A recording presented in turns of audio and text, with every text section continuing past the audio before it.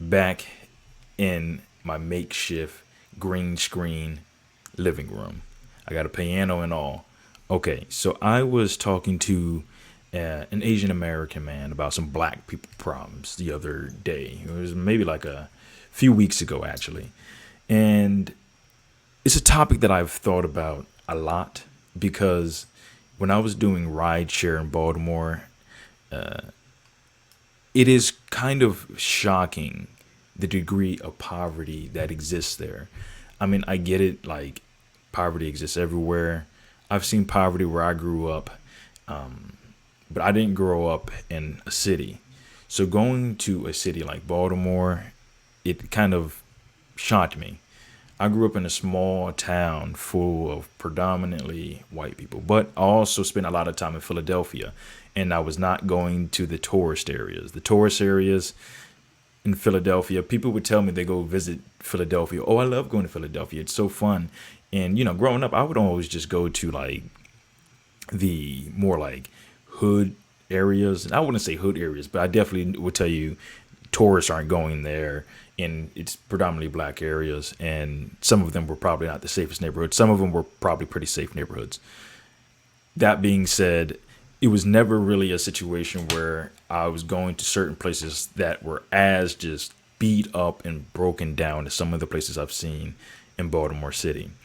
Houses where there's just rows and rows of houses just boarded up. And I probably have seen that in Philadelphia growing up. But I don't know. I guess as an adult, it kind of just shocked me because I'm driving and I'm picking people up from these neighborhoods and I'm there all the time. When I was doing Uber and Lyft, I might do 40 hour, I might do a 40-hour week. And then next thing you know, maybe 30 hours of that week, I might be in Baltimore. Maybe 10 hours, I'll be in the suburbs somewhere.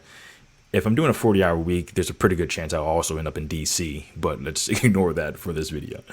So it was very, very shocking, the degree of not just poverty, but because that's not as much as shocking, but more the visual nature of the poverty that I saw when I was working Uber and Lyft in Baltimore. I think that a lot of people will probably be shocked if they go to a fairly big city on the East Coast and see that certain level. So it got me thinking a lot about it, and then just interacting with other black people and just picking people up in the area and kind of get an idea like what is the problem here and how can this problem be solved. During these rides I was doing when I was doing Uber and Lyft, I met probably the most racist Uber passenger I ever met in my entire life. And he wasn't like some, red, red until I'm dead Republican type of person. Like, he was supposedly all for black people. He even, tried to do a little bit of his best imitation of a black, educated black person. I mean, like, he was definitely. Maybe he grew up in Baltimore. Maybe that's the reason why he talked like that. But he was a white man, and he basically was saying to me that there's absolutely no way that black people can ever be in a better financial situation. We can't do better. We can't. It's impossible. That's what he was stating to me. Now, I'll give him a little bit of a break because he stated that he was intoxicated, but this seemed like something that he actually believed. And I've heard other people say something similar to this as well.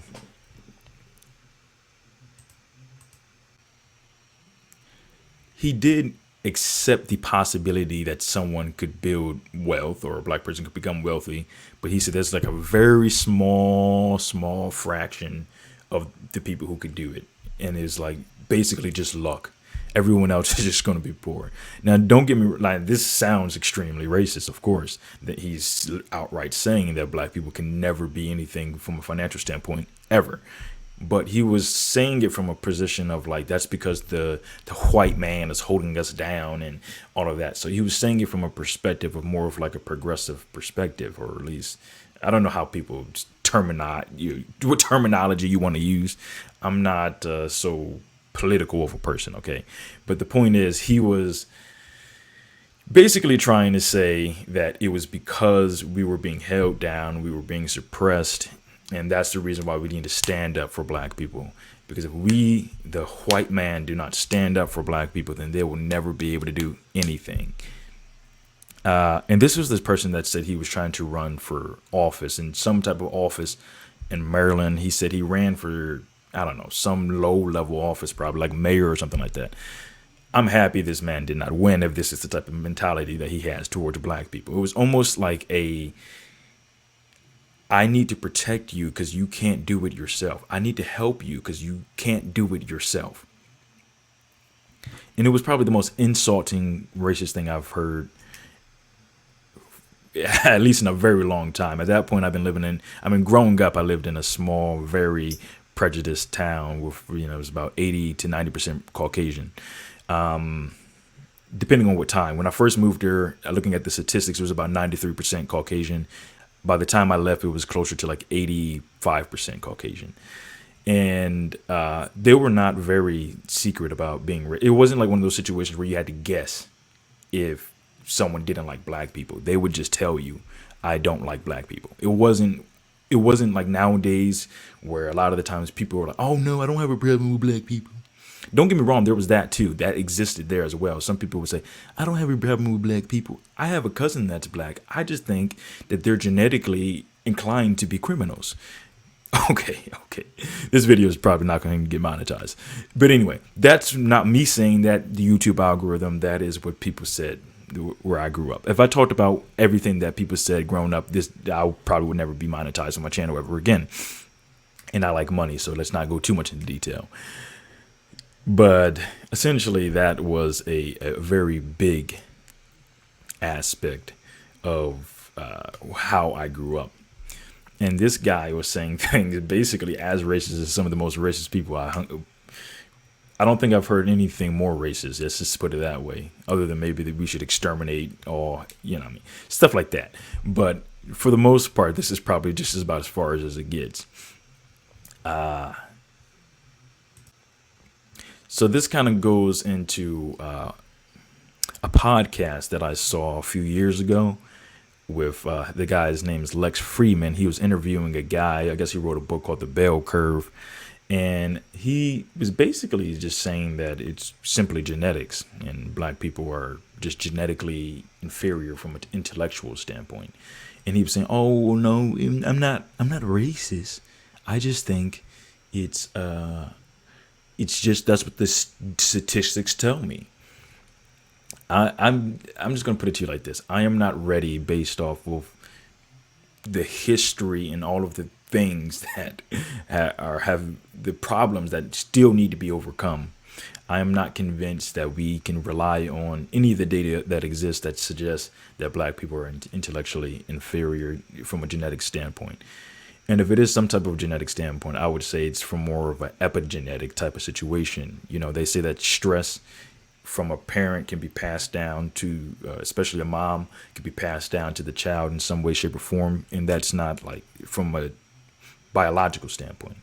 I majored in biology in college for a couple semesters, but I wouldn't consider myself an expert in biology by any means.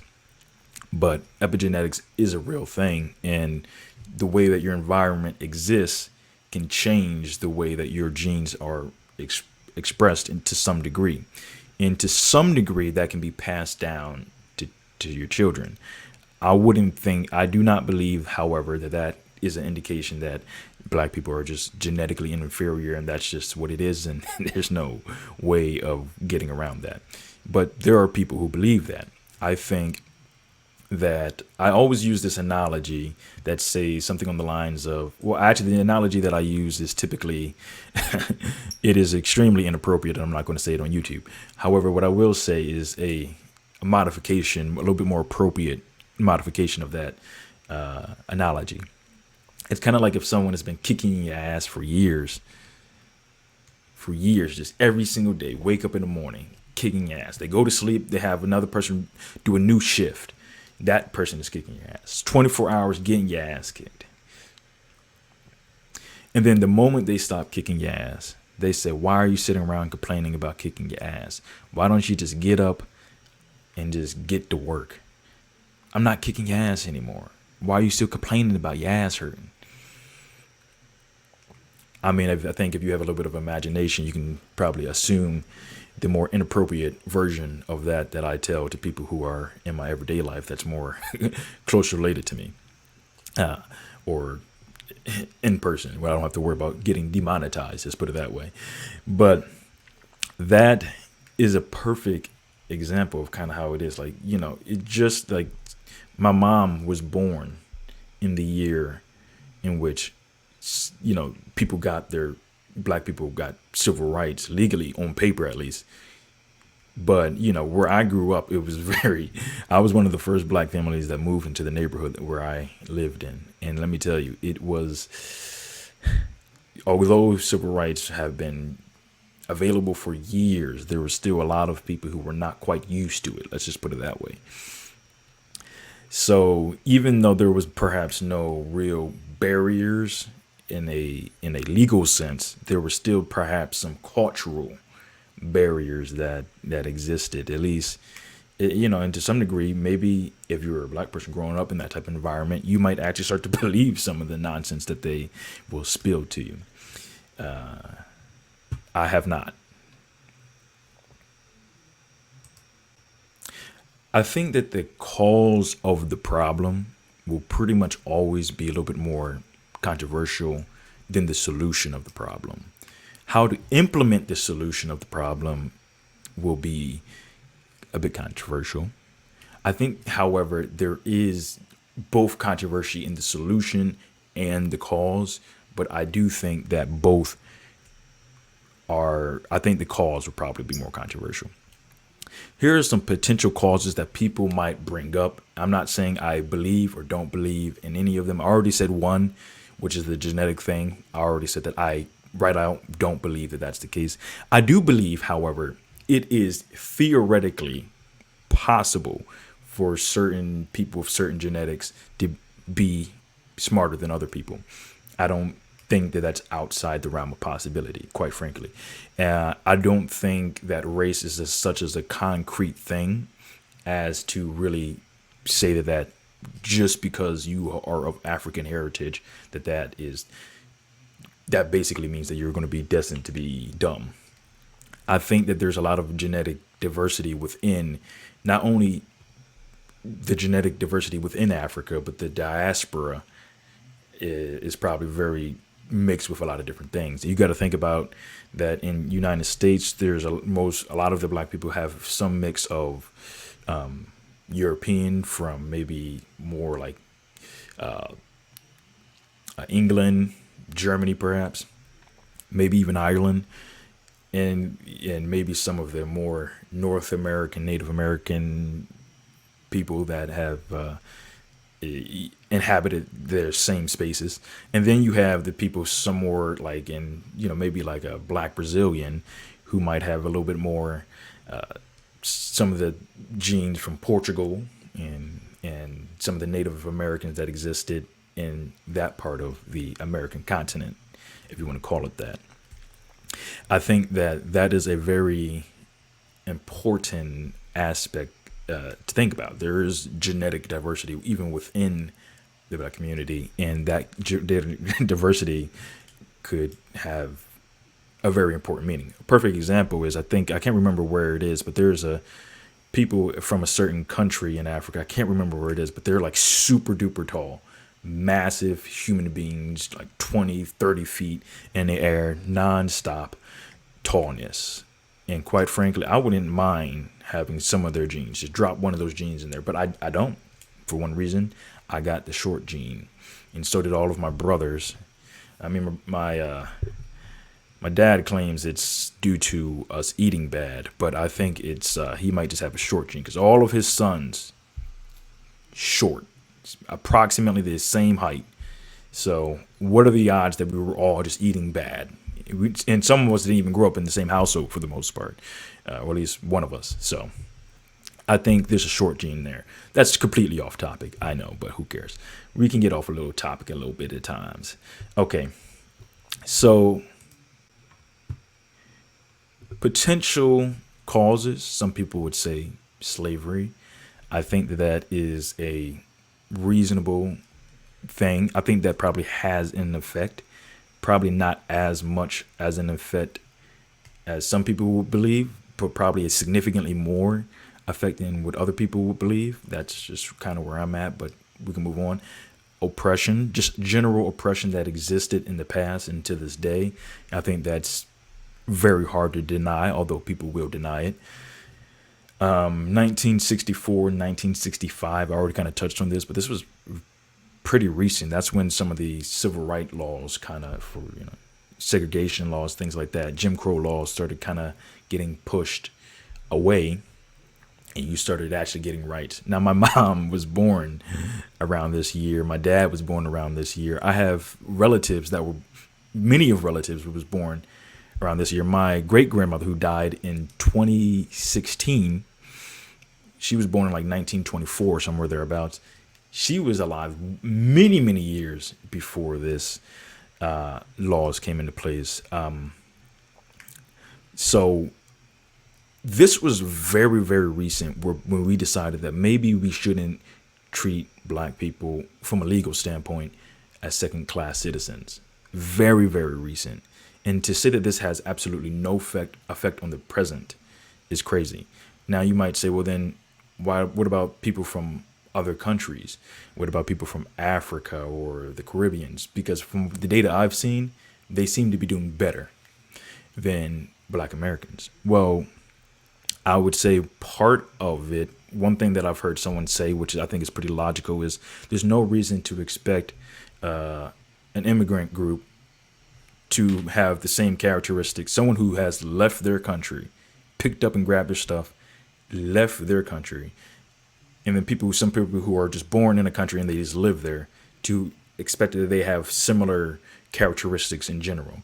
There is something presumably probably different than someone who's willing and able to immigrate to a foreign country that probably doesn't even speak the same language than someone who's in their country, just there, doing nothing. There's probably some, whether it's genetic, whether it's mental, whether it's education wise, whether it's just grit and willing to do instead of sit there and wait for something good to happen.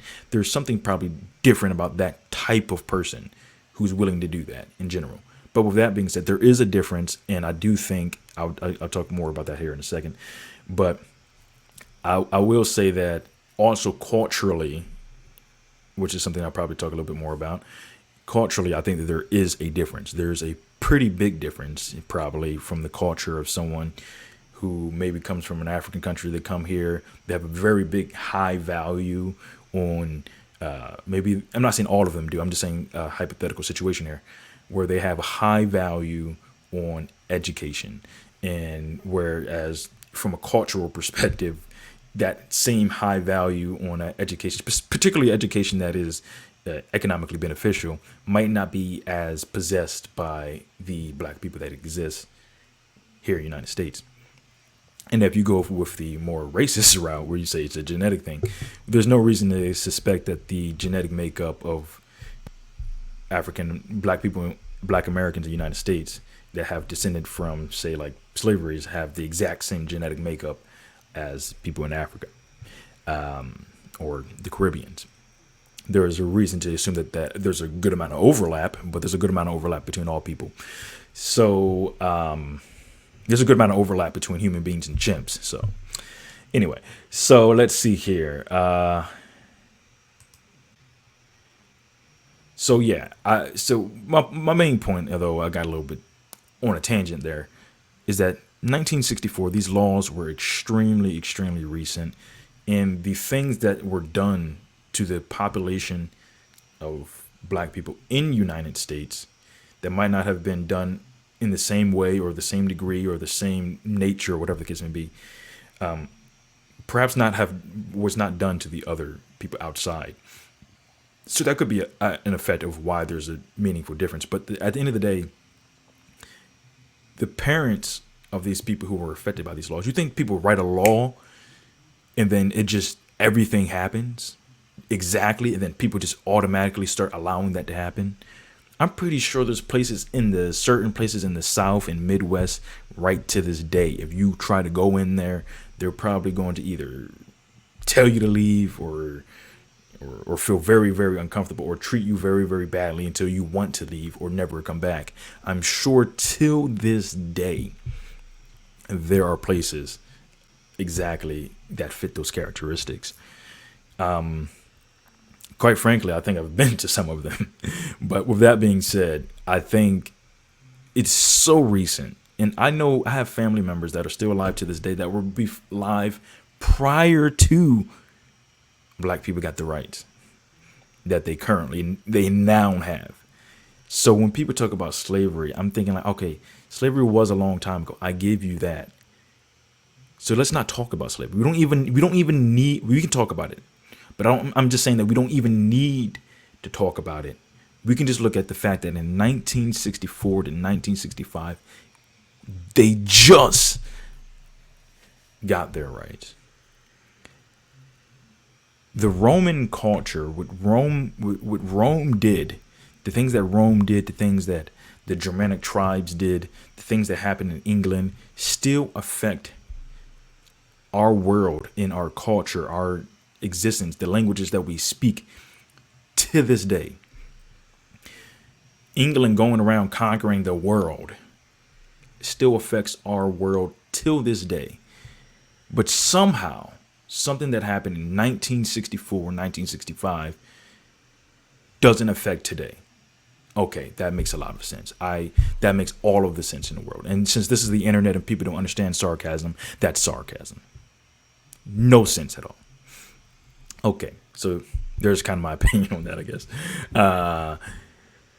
Another thing is flooding the community with drugs and guns. So I don't know how true it is. I'm not an expert in this. I haven't really done a deep dive in the research, but all I know is I'm pretty sure I've seen a video of a person who formerly worked for a president who said something about we tried to flood their communities with drugs and guns. He outright admitted it. Or at least a video talking about that. I'm pretty sure it was the person who recorded himself or someone recorded him saying that, and he stated to the world.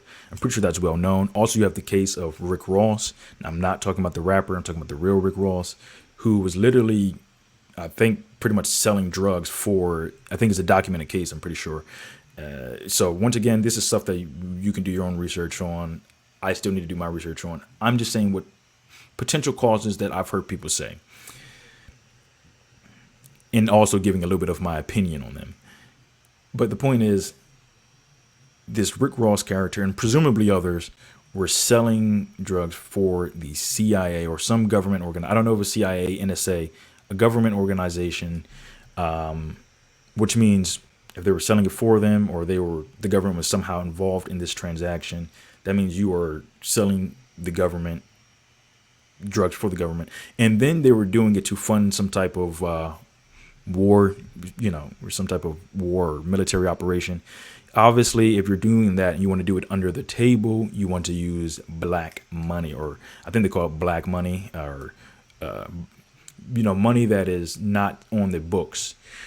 You have because if you look at every government in the United States, I'm talking about federal government and state governments, they all release financial statements from what I can tell. Maybe there's a state that doesn't. I haven't seen it yet, but pretty much every state releases financial statements about where they're spending their money, whether there's a budget, their accounting, their assets, liabilities, etc.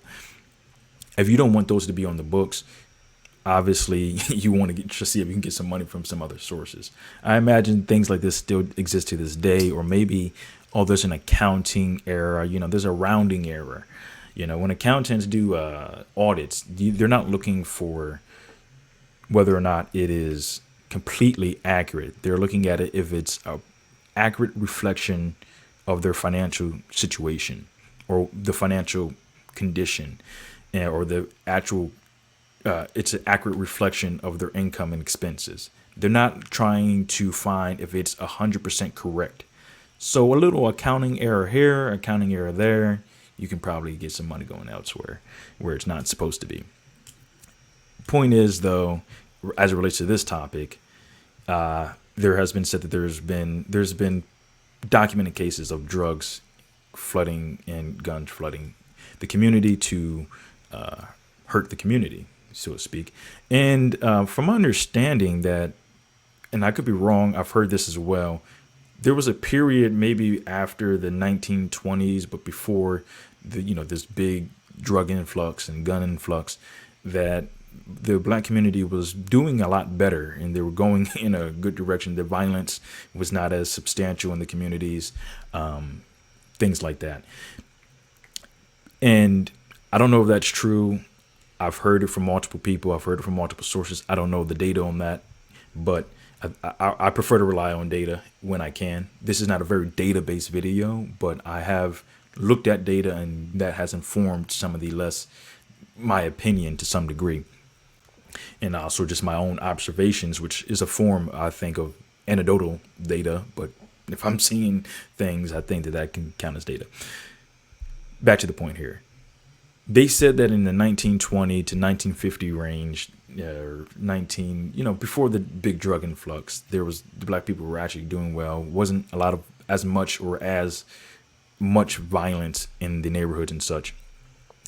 And I could probably believe that. I'm just looking at some of my family members, like my great grandmother that I mentioned. Seemed like she was doing okay. I mean, she had a house that she owned outright, paid for. There was some other real estate in the family that I had. My family was not a very wealthy family. This is not real estate in the prime areas of Philadelphia, but it's real estate that is bought and paid for, no mortgage, and that passed down to, I guess, the generation before me, like my parents and siblings of my parents and things of that nature. So that's just on a personal level. I'm not sure. I imagine that is not 100% the case, but I know other families that I have encountered where that has been the case. So maybe there is some truth to that, just from what I've seen in my own personal experience. But maybe other experiences as well. So if that is the case, then there is a possibility of us going back to a situation that exists such as that. Another thing is lack of taking responsibility for your own actions. I've heard people say this. It seems like, black people need to take responsibility for their own actions. Like if they go, no one told you to snort that, no one told you to put that, thing in someone's face, and take their stuff out their pockets or rob their car, whatever the case may be. No one told you to go out there and do that. You did it on yourself. So take responsibility for your actions. No, it's not because you were broke. It's not because you were poor. Not because you were struggling to eat. You chose to do that. You could have gotten a job. You didn't want to do a job. Take some responsibility for your actions. That's what some people will say. How do I feel about that? I feel that to some degree that is true, but for some degree it's also, once again, people just kicking your ass for years, and then once they stop kicking your ass, the moment they say, why are you complaining about your ass hurting? To some degree, it is that mentality where it's just like, yeah, I'm not doing it anymore. I'm not doing it anymore. Why are you still complaining about it? It's like, yeah, because my ass still hurts. So some degree, the lack of responsibility being taken is because it is the fault of somebody else. So it's kind of hard to take responsibility for something that is not your fault. I can understand that. But at the same time, taking responsibility in whose fault it is two separate things. So to some degree, I can understand when people say they need to take responsibility. But at the same time, it needs to be an understanding that responsibility and fault are not the same thing. Certain things are your fault. If you decide to go put a weapon in someone's face and take their stuff, that is your fault and your responsibility. If you grow up and you're born and you live in a hood, a very dangerous area, and if you don't join a gang, it might be a little bit dangerous for you. or if you do join a gang, it might still be dangerous for you. You grew up in poverty. That is not your fault. And but it is to some degree your responsibility to get yourself out of that situation the best way that you can. I'm not saying you're going to be the next John D. Rockefeller. I'm not going to say you're going to start the next Amazon. I'm saying that you can go from point A to point D. You know, maybe you're not. Maybe you don't get to Z. Maybe you don't get to even Y. But if you can get to D, that's better than being at A, metaphorically speaking.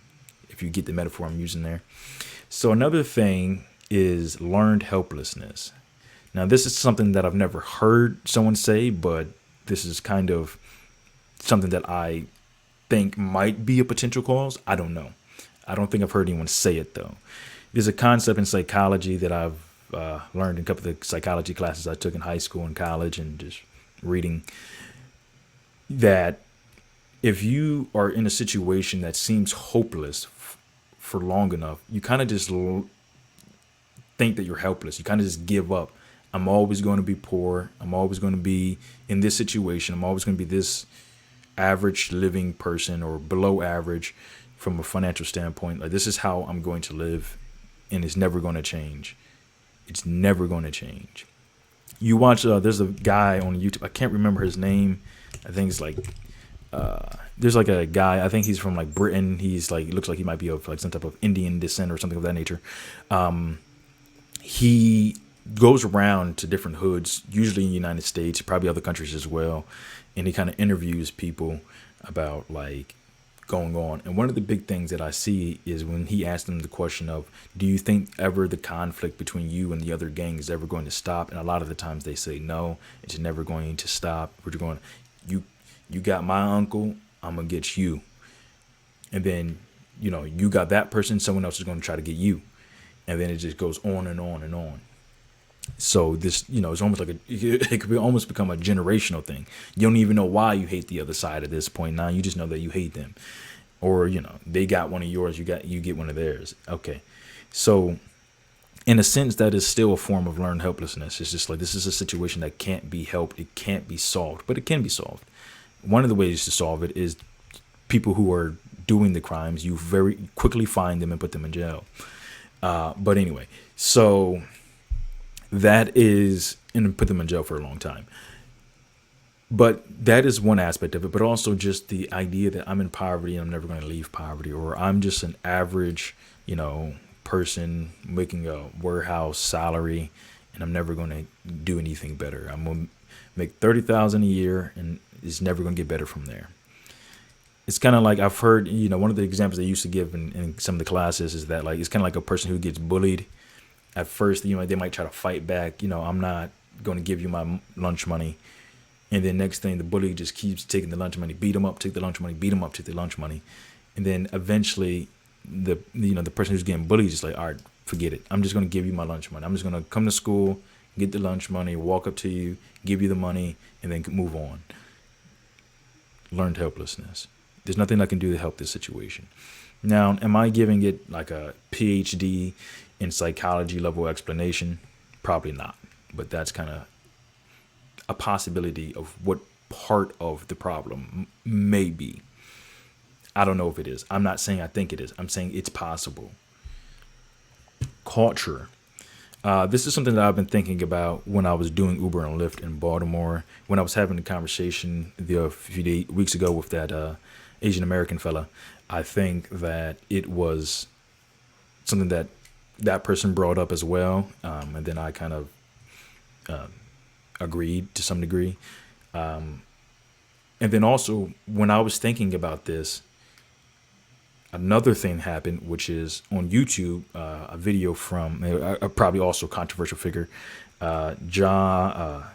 Thomas Sowell, whatever. He also made a video, very interesting video about black culture and how it affects the wealth, where it came from, how it existed. His concept was basically that it actually came from England, brought to England to the South.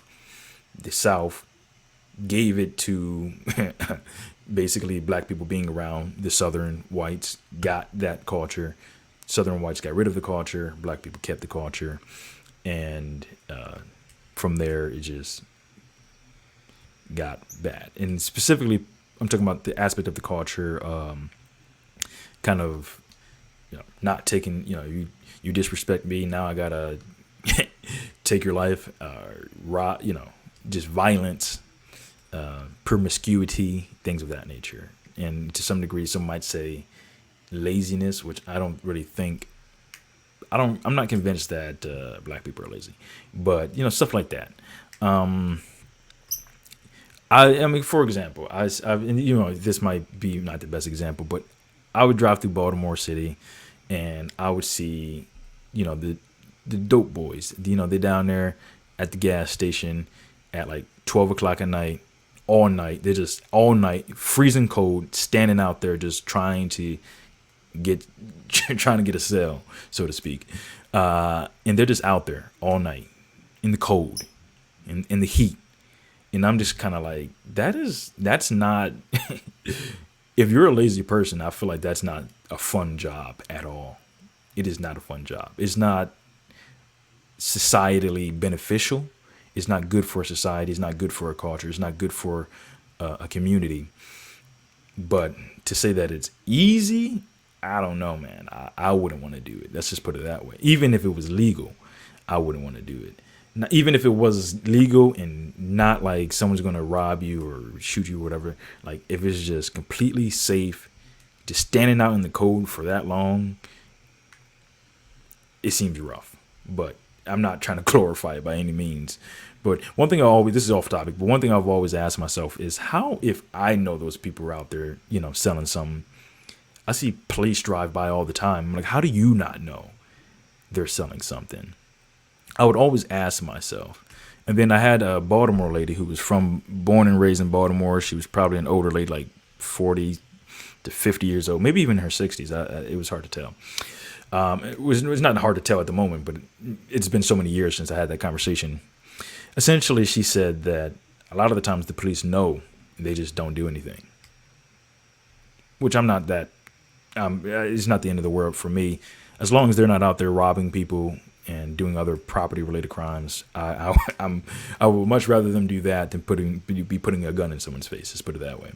Obviously, if they were doing something even more economically productive, going out, getting a degree, studying something even better. So that was another thing. Culture might be another potential cause.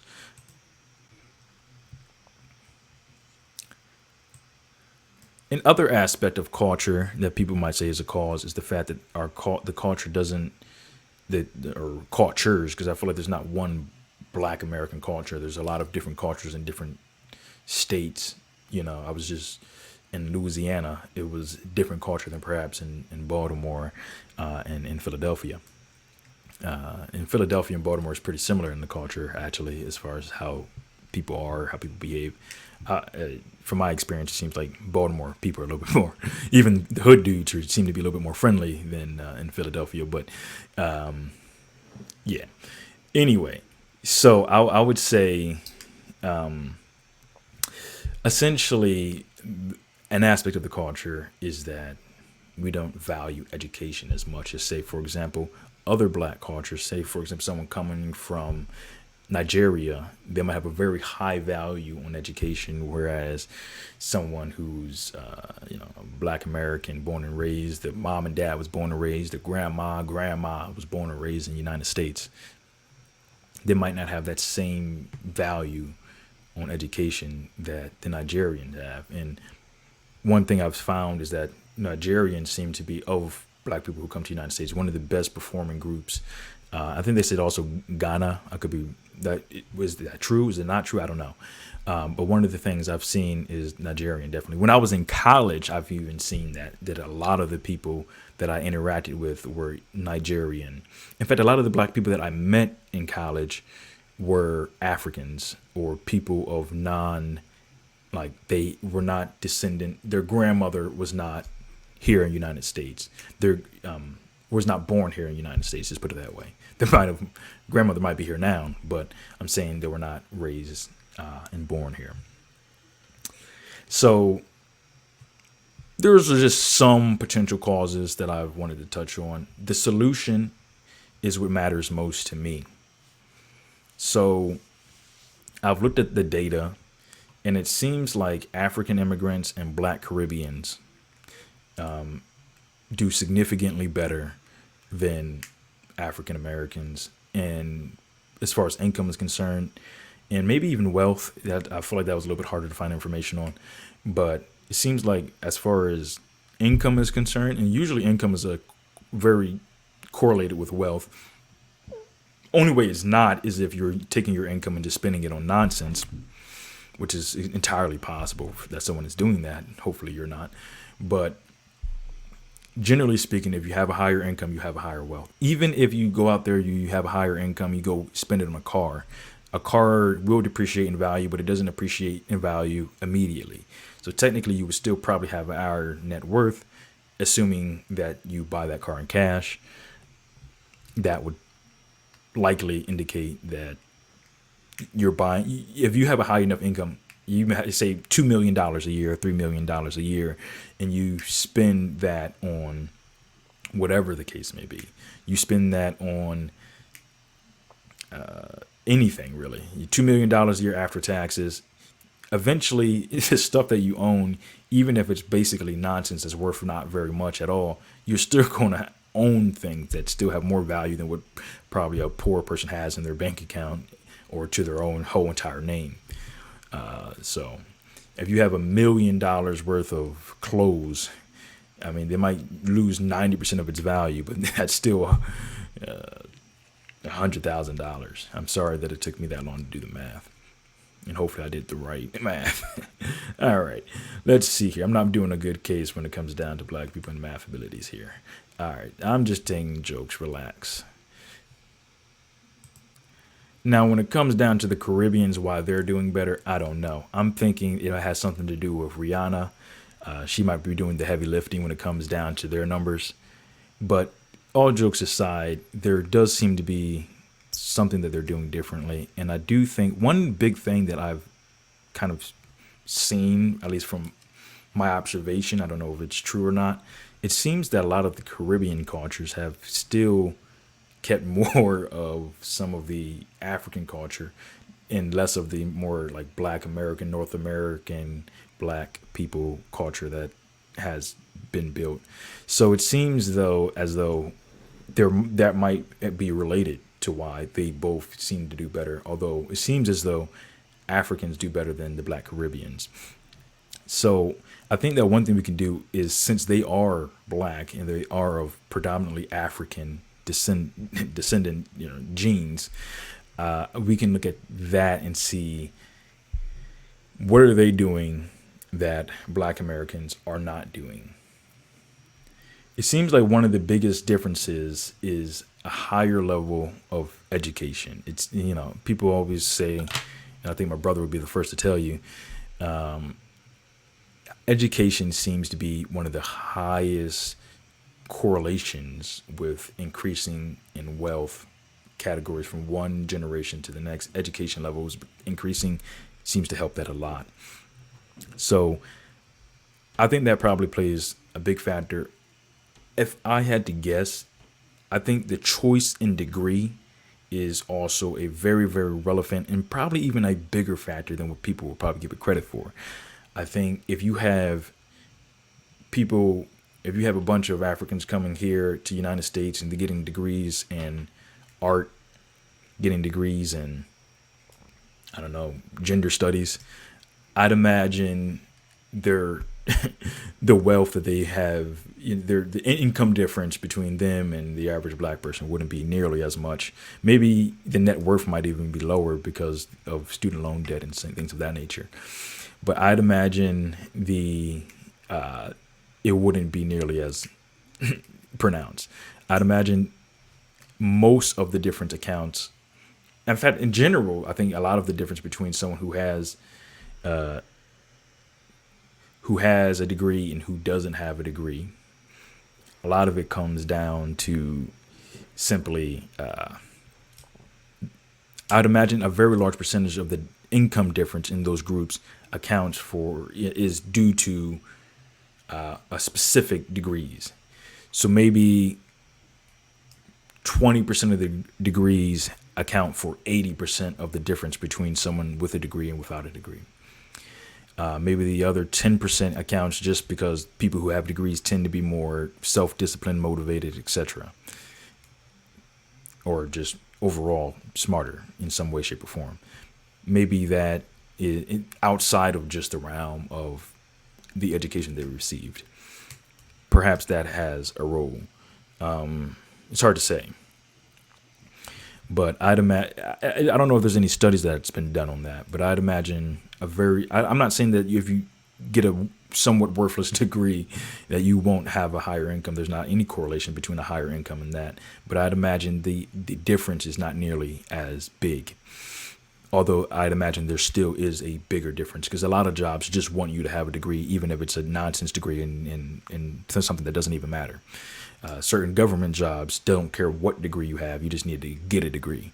So that is the society in which we live. But I'd imagine most of the difference is accounted for by higher paying degrees, which seems just to be intuitive, but sometimes people don't really accept that as a premise. Seems to be the biggest difference. Okay. Also, we should probably look at Indians. Now, Indians are not black, or specific. Well, some of them are. Some of them are black.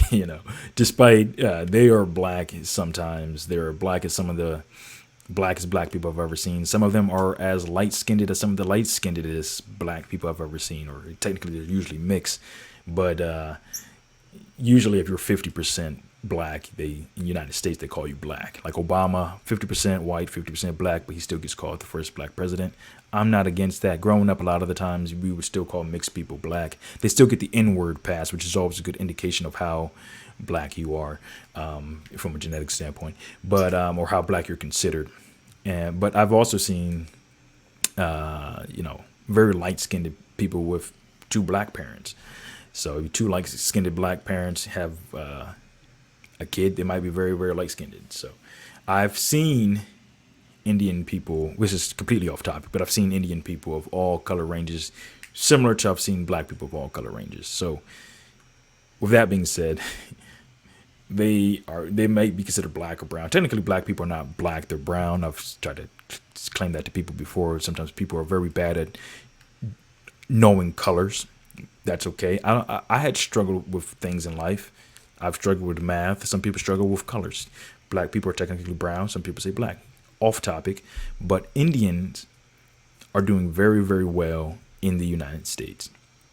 I think they're even doing better on average than white people on average, which white people are known for doing well in the United States, obviously, from an income perspective. Asians are, as a whole, doing better than I think even white people are doing from an income perspective. On top of that, Indians are doing better than Asians on average from that. So I think even though they are not black, they are a minority group. Some of them are quite dark. Some of them, they definitely look different. So there might be some discrimination that they might face as a result of looking different. The point is, it's not the same group. It's not like comparing, say, black people from the Caribbeans or Africa, where they might look exactly like someone from a black American from the United States. It's not exactly the same from as far as a phenotype perspective, perhaps, but they are a minority group. They do look different, and they may face some type of discrimination as a result of that. So if we can look at them and say, okay, well, what are they doing different to overcome this or that thing? We could probably get some good information. I would imagine a lot of, once again, that accounts for them being very, very good with money, meaning saving money. This is what I've heard from some Indian people. That's what they've said. And also, so everything I'm about to say, I heard from Indian people, and also looking at some things that I've heard and data that I've seen. But they've also have a higher degree of degrees. They go to college at a higher rate than a lot of other types of people. I'd imagine haven't seen anything specific on this as far as data is concerned, but I've heard anecdotally from Indians that a lot of the times the degrees that they get are very like, this is going to make me money degrees. You are not going to getting a degree in something that maybe gets me money. Maybe if I can figure out a way to make money with it, like a philosophy degree or something like that. A lot of the degrees they get are give me money degrees. I'm going to get that money degrees. That money is coming to my pocket degrees. I think that is something that we could definitely learn from. Saving money. I've also heard, and I don't know if it's true. You can tell me if you're an Indian American or Indian person living in America. I hear also sometimes, like, if they need to live multiple people in a household, they'll do it until they can buy their own houses. They'll live multiple people in a household. Then they'll go buy a house, and then maybe then they'll have like a family in a household. But when they first get here, if they need to, multiple people in a household. I actually hear that's pretty common with immigrant groups in general. I've heard with Hispanics, hablo español, conozco mucho gente que habla español y puedo escucharles hablar de cómo les toca vivir. I've seen a lot of Hispanic people, they talk about this situation. Sometimes I've heard that a lot of them might live multiple people in a household until they can, build up their income and wealth to a situation where they can live by themselves, or maybe start buying houses and living in them. So these are things that we can look at and say, okay, so this is things that we can do, and I believe we can do it. I think that's one of the big things I believe we can do. So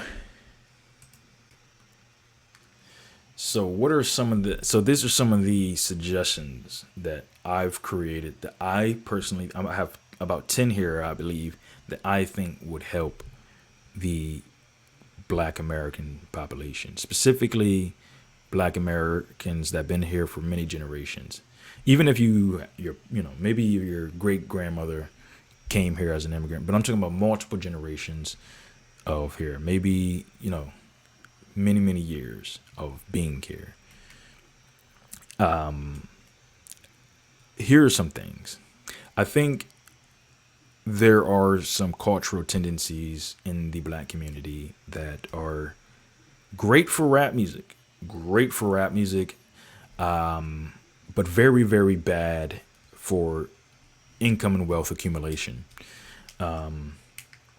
Like, one of the things that are a little bit less obvious is the propensity to spend money on expensive items that are not necessary and do not increase the wealth of the individual.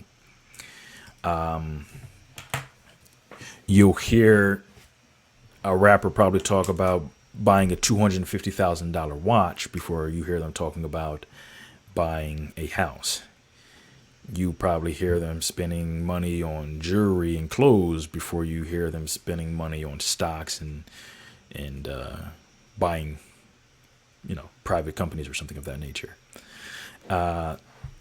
I'm not saying no rapper ever talks about that, but if you eliminate JayZ, the degree to which people talk about it decreases substantially. And JayZ is considered old and just, yapping off about something that who cares? You've been rich for so long. I'm just getting rich. I'm about to go buy me a gold chain, Rod Wave is interesting. He's not a rapper, but more like an R&B guy. He is a rapper.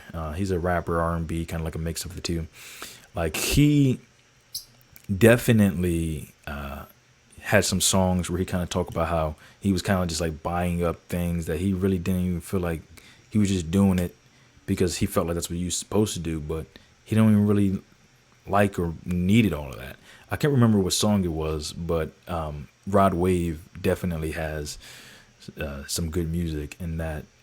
But I do think, also, obviously, so I think from a financial standpoint, that definitely is a factor. But other thing is more like the violence. That aspect of it is probably a problem. Now, some people will say the promiscuous sex part is a problem, but as long as you are not having unplanned, unwanted children, I think you should be fine. Go out there and have fun, people. Bang for the rest of the day if you need to. 3 times a day. I don't care. I'm not here to judge. I'm for it. I'm all for it. I vote pro promiscuous sex if you want to do it, or even just not promiscuous, just one person, 2 people, one person 20 times a day. Hey, as long as you're paying your bills, make it happen, Captain.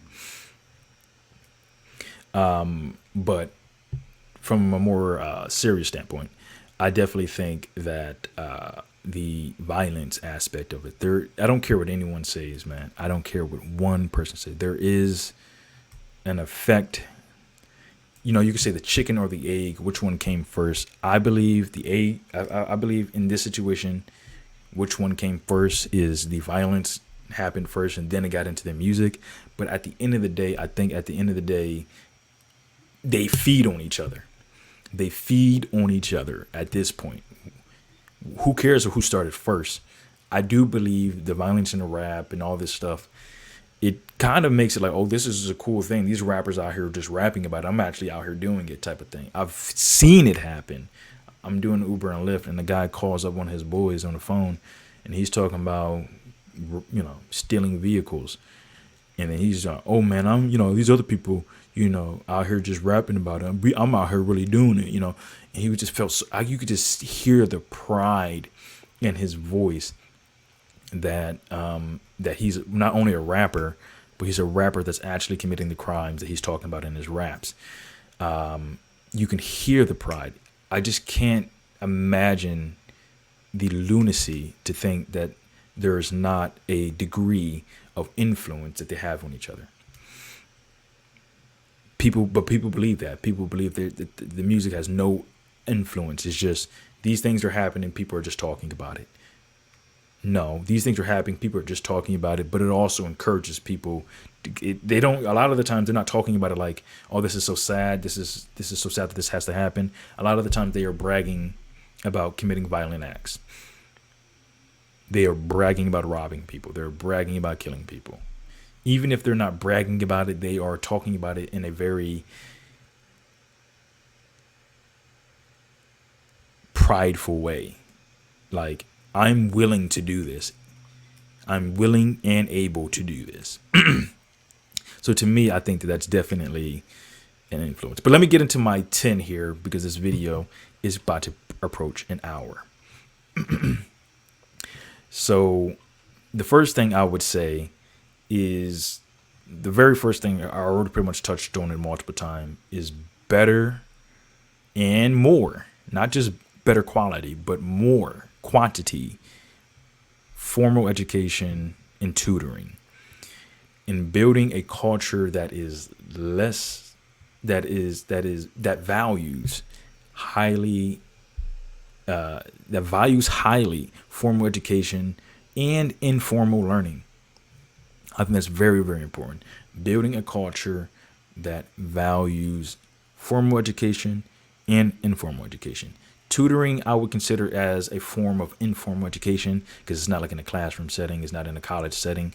But one of the big things, especially when I was living in kind of like the suburbs of Baltimore, the Timonium, Coggiesville, Lutherville area, one of the big things I saw there is that I go to the library a lot. I'm sitting in the library reading books, reading newspapers, Wall Street Journal, trying to find a stock, whatever the case may be.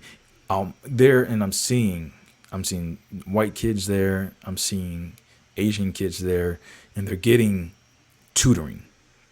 And this is a higher income area. You can't get a house there for less than $700,000 darn near. So it's not a low income area. It's a very, very high income area. And one of the things that right there shows me that there's a difference that's happening there. How often does that happen? Now, tutors cost money. That's a big thing. Okay, I understand that. So we have to try to find a way to get informal education in some way, shape, or form. Books from the library, online videos, Khan Academy is another big one. Like, find informal, low cost, or free ways to get informal education to not replace our formal education, but to be in addition to our education, formal education. Another factor is if for one reason or another you cannot currently afford to go to a higher university or a higher education type location, the informal education can still teach you. I have a book right here. I have a book right here on algebra. It's literally right off to the side of the camera. You can't see it. That book is there to teach me algebra. I'm trying to teach myself algebra. I'm trying to teach myself calculus. I'm trying to teach myself there.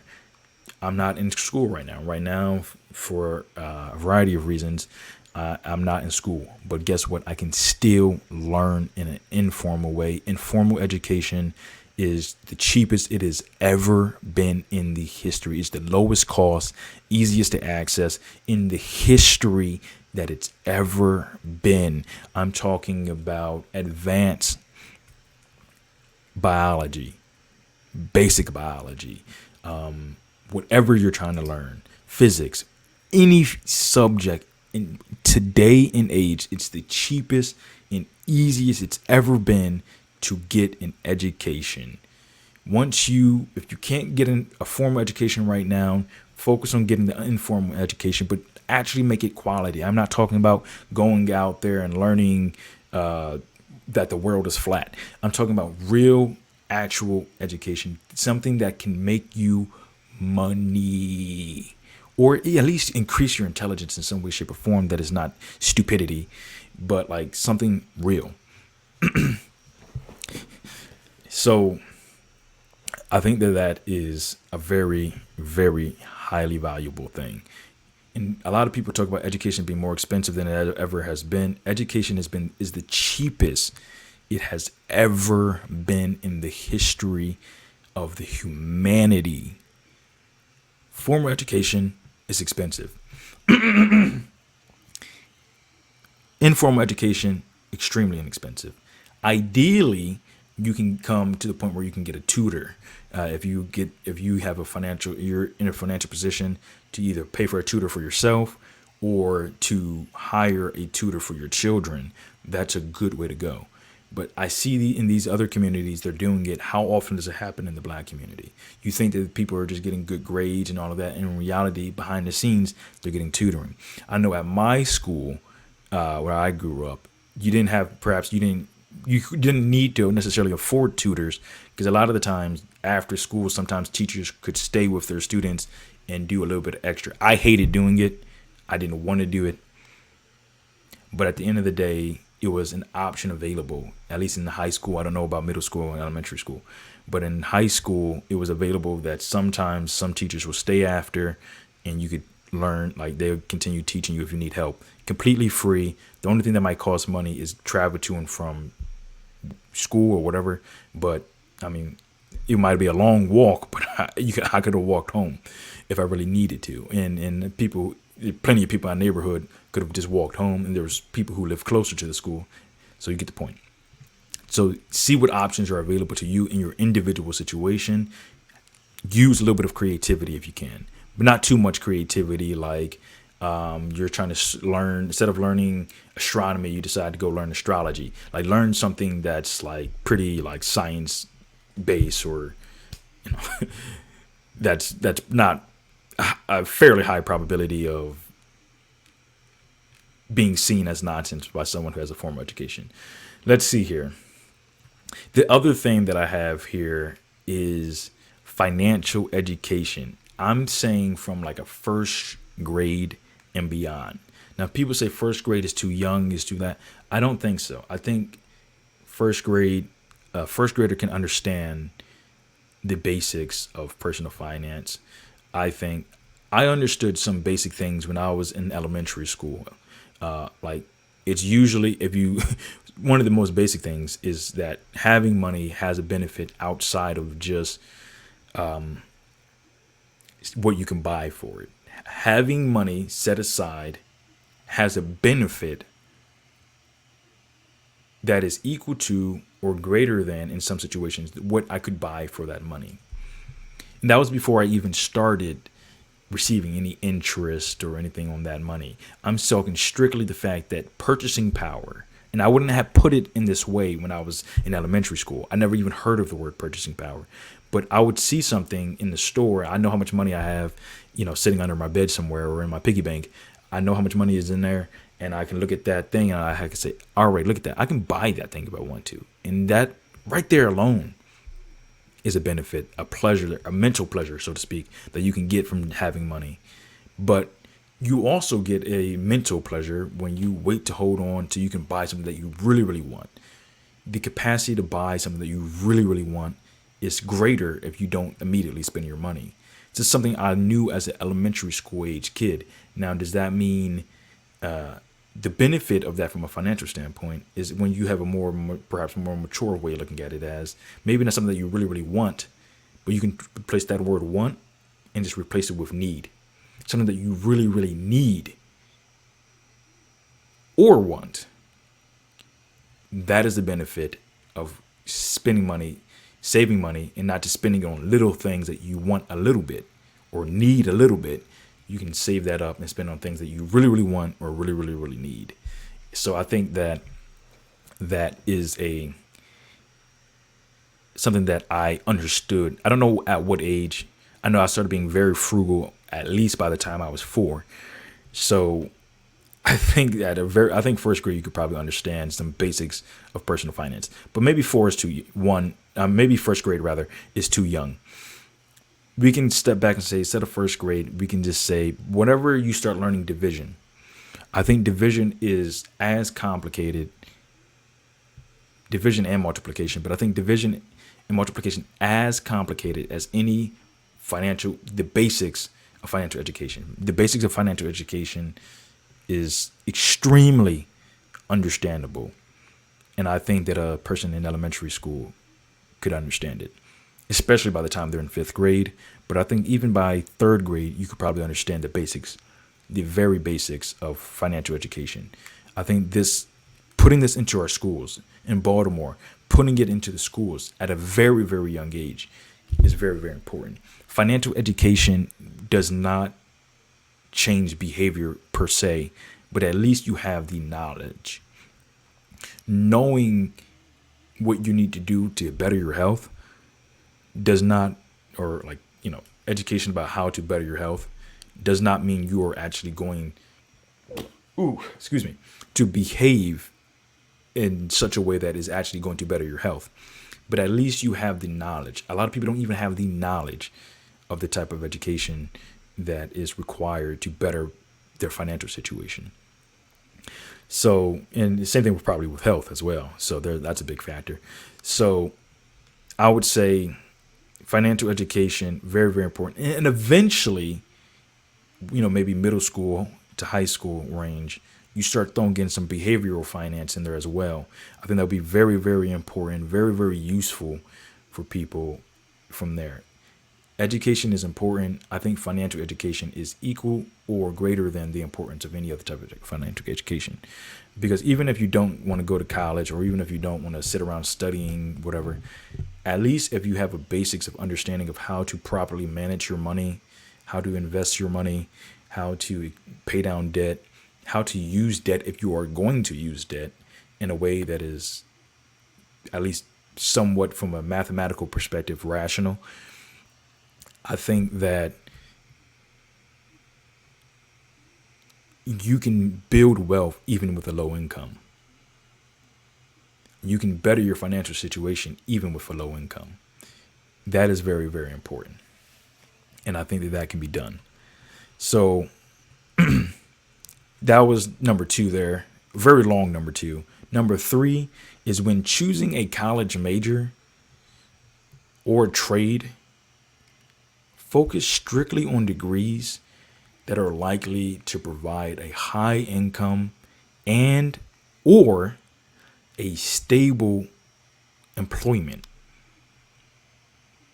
and worry less about what you're actually interested in. This is something I do not practice at all. This is not something that I have personally done in my life. I've done it to some degree. Yes, I've done it to some degree. But for example, YouTube channel makes me no money and I still do it. But when it comes down to choosing a trade, my trade, so to speak, is preparing taxes, doing taxes, consulting on taxes, providing advice for tax related situations. That's what I do. And that trade is economically beneficial. And the better you get at it, the more credentials you have, the more clients you have, you can make a fairly good living with that. And even if you work for a company, once you get the right to a right level, you can make a pretty good money, probably $100,000. If you're smart with that money, investing it very quickly, you can build up to having, say, $500,000. If you're getting a 10% return on that money, that's an additional $50,000 a year, increase in your net worth, tax free on average. And then you have your income that you earn, which is also increasing your net worth as well. So I would say tax is to some degree a good trade. College major associated with that might be accounting. On a master's degree level, maybe tax, a master's in taxation. I would probably say just a master's degree in accounting or a master's degree in business or both would probably be a better way to go if you're going to do tax. But either way, I chose a trade that I think that could make money. It's not the best one, but I didn't just say strictly focus on ones that make the most amount of income. I also said stable employment. So if you can find a job that has a high income and stable employment, like, I don't know, a doctor, that's beautiful. Or a nurse. A nurse is, you don't underestimate nurse. Okay. Nurse requires a lot less to become one. And it's still, they pay very, very well, especially for traveling nurses. I think a lot of black people, men and women, should probably very much consider going into the nursing field, going into those types of fields, because everyone thinks about like tech and all of that.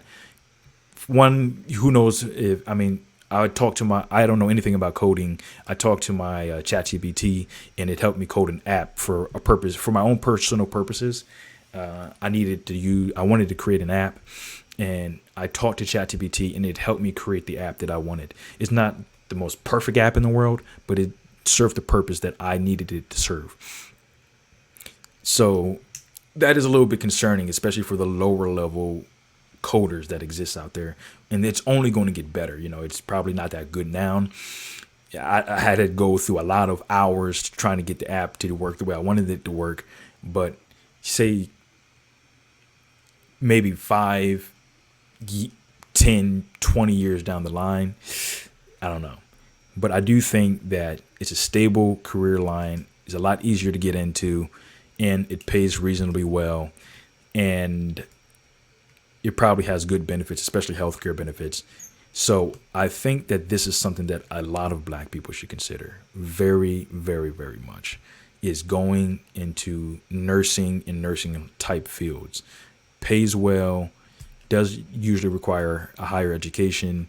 You can start with the basics. A lot of the times you can get an associate's degree and then start as a nurse and then eventually go back to become a higher level nurse and maybe even go for a registered nurse, which in some states, I think, no, it's actually nurse practitioner. You basically have a lot of the same rights in some states as an actual doctor. You can start your own practice. So I think that is a beautiful, beautiful way of going. Also, traveling nurse. If you're someone who likes to travel around the states, tax complications will be a headache, but you get to travel around the states and meet different people, do different things, probably have to deal with different people. So maybe you don't like people at your one job. Now you get to go leave them and go to another one. Downside is if you like the people at the job, you might leave them to go to a place where you don't like the people.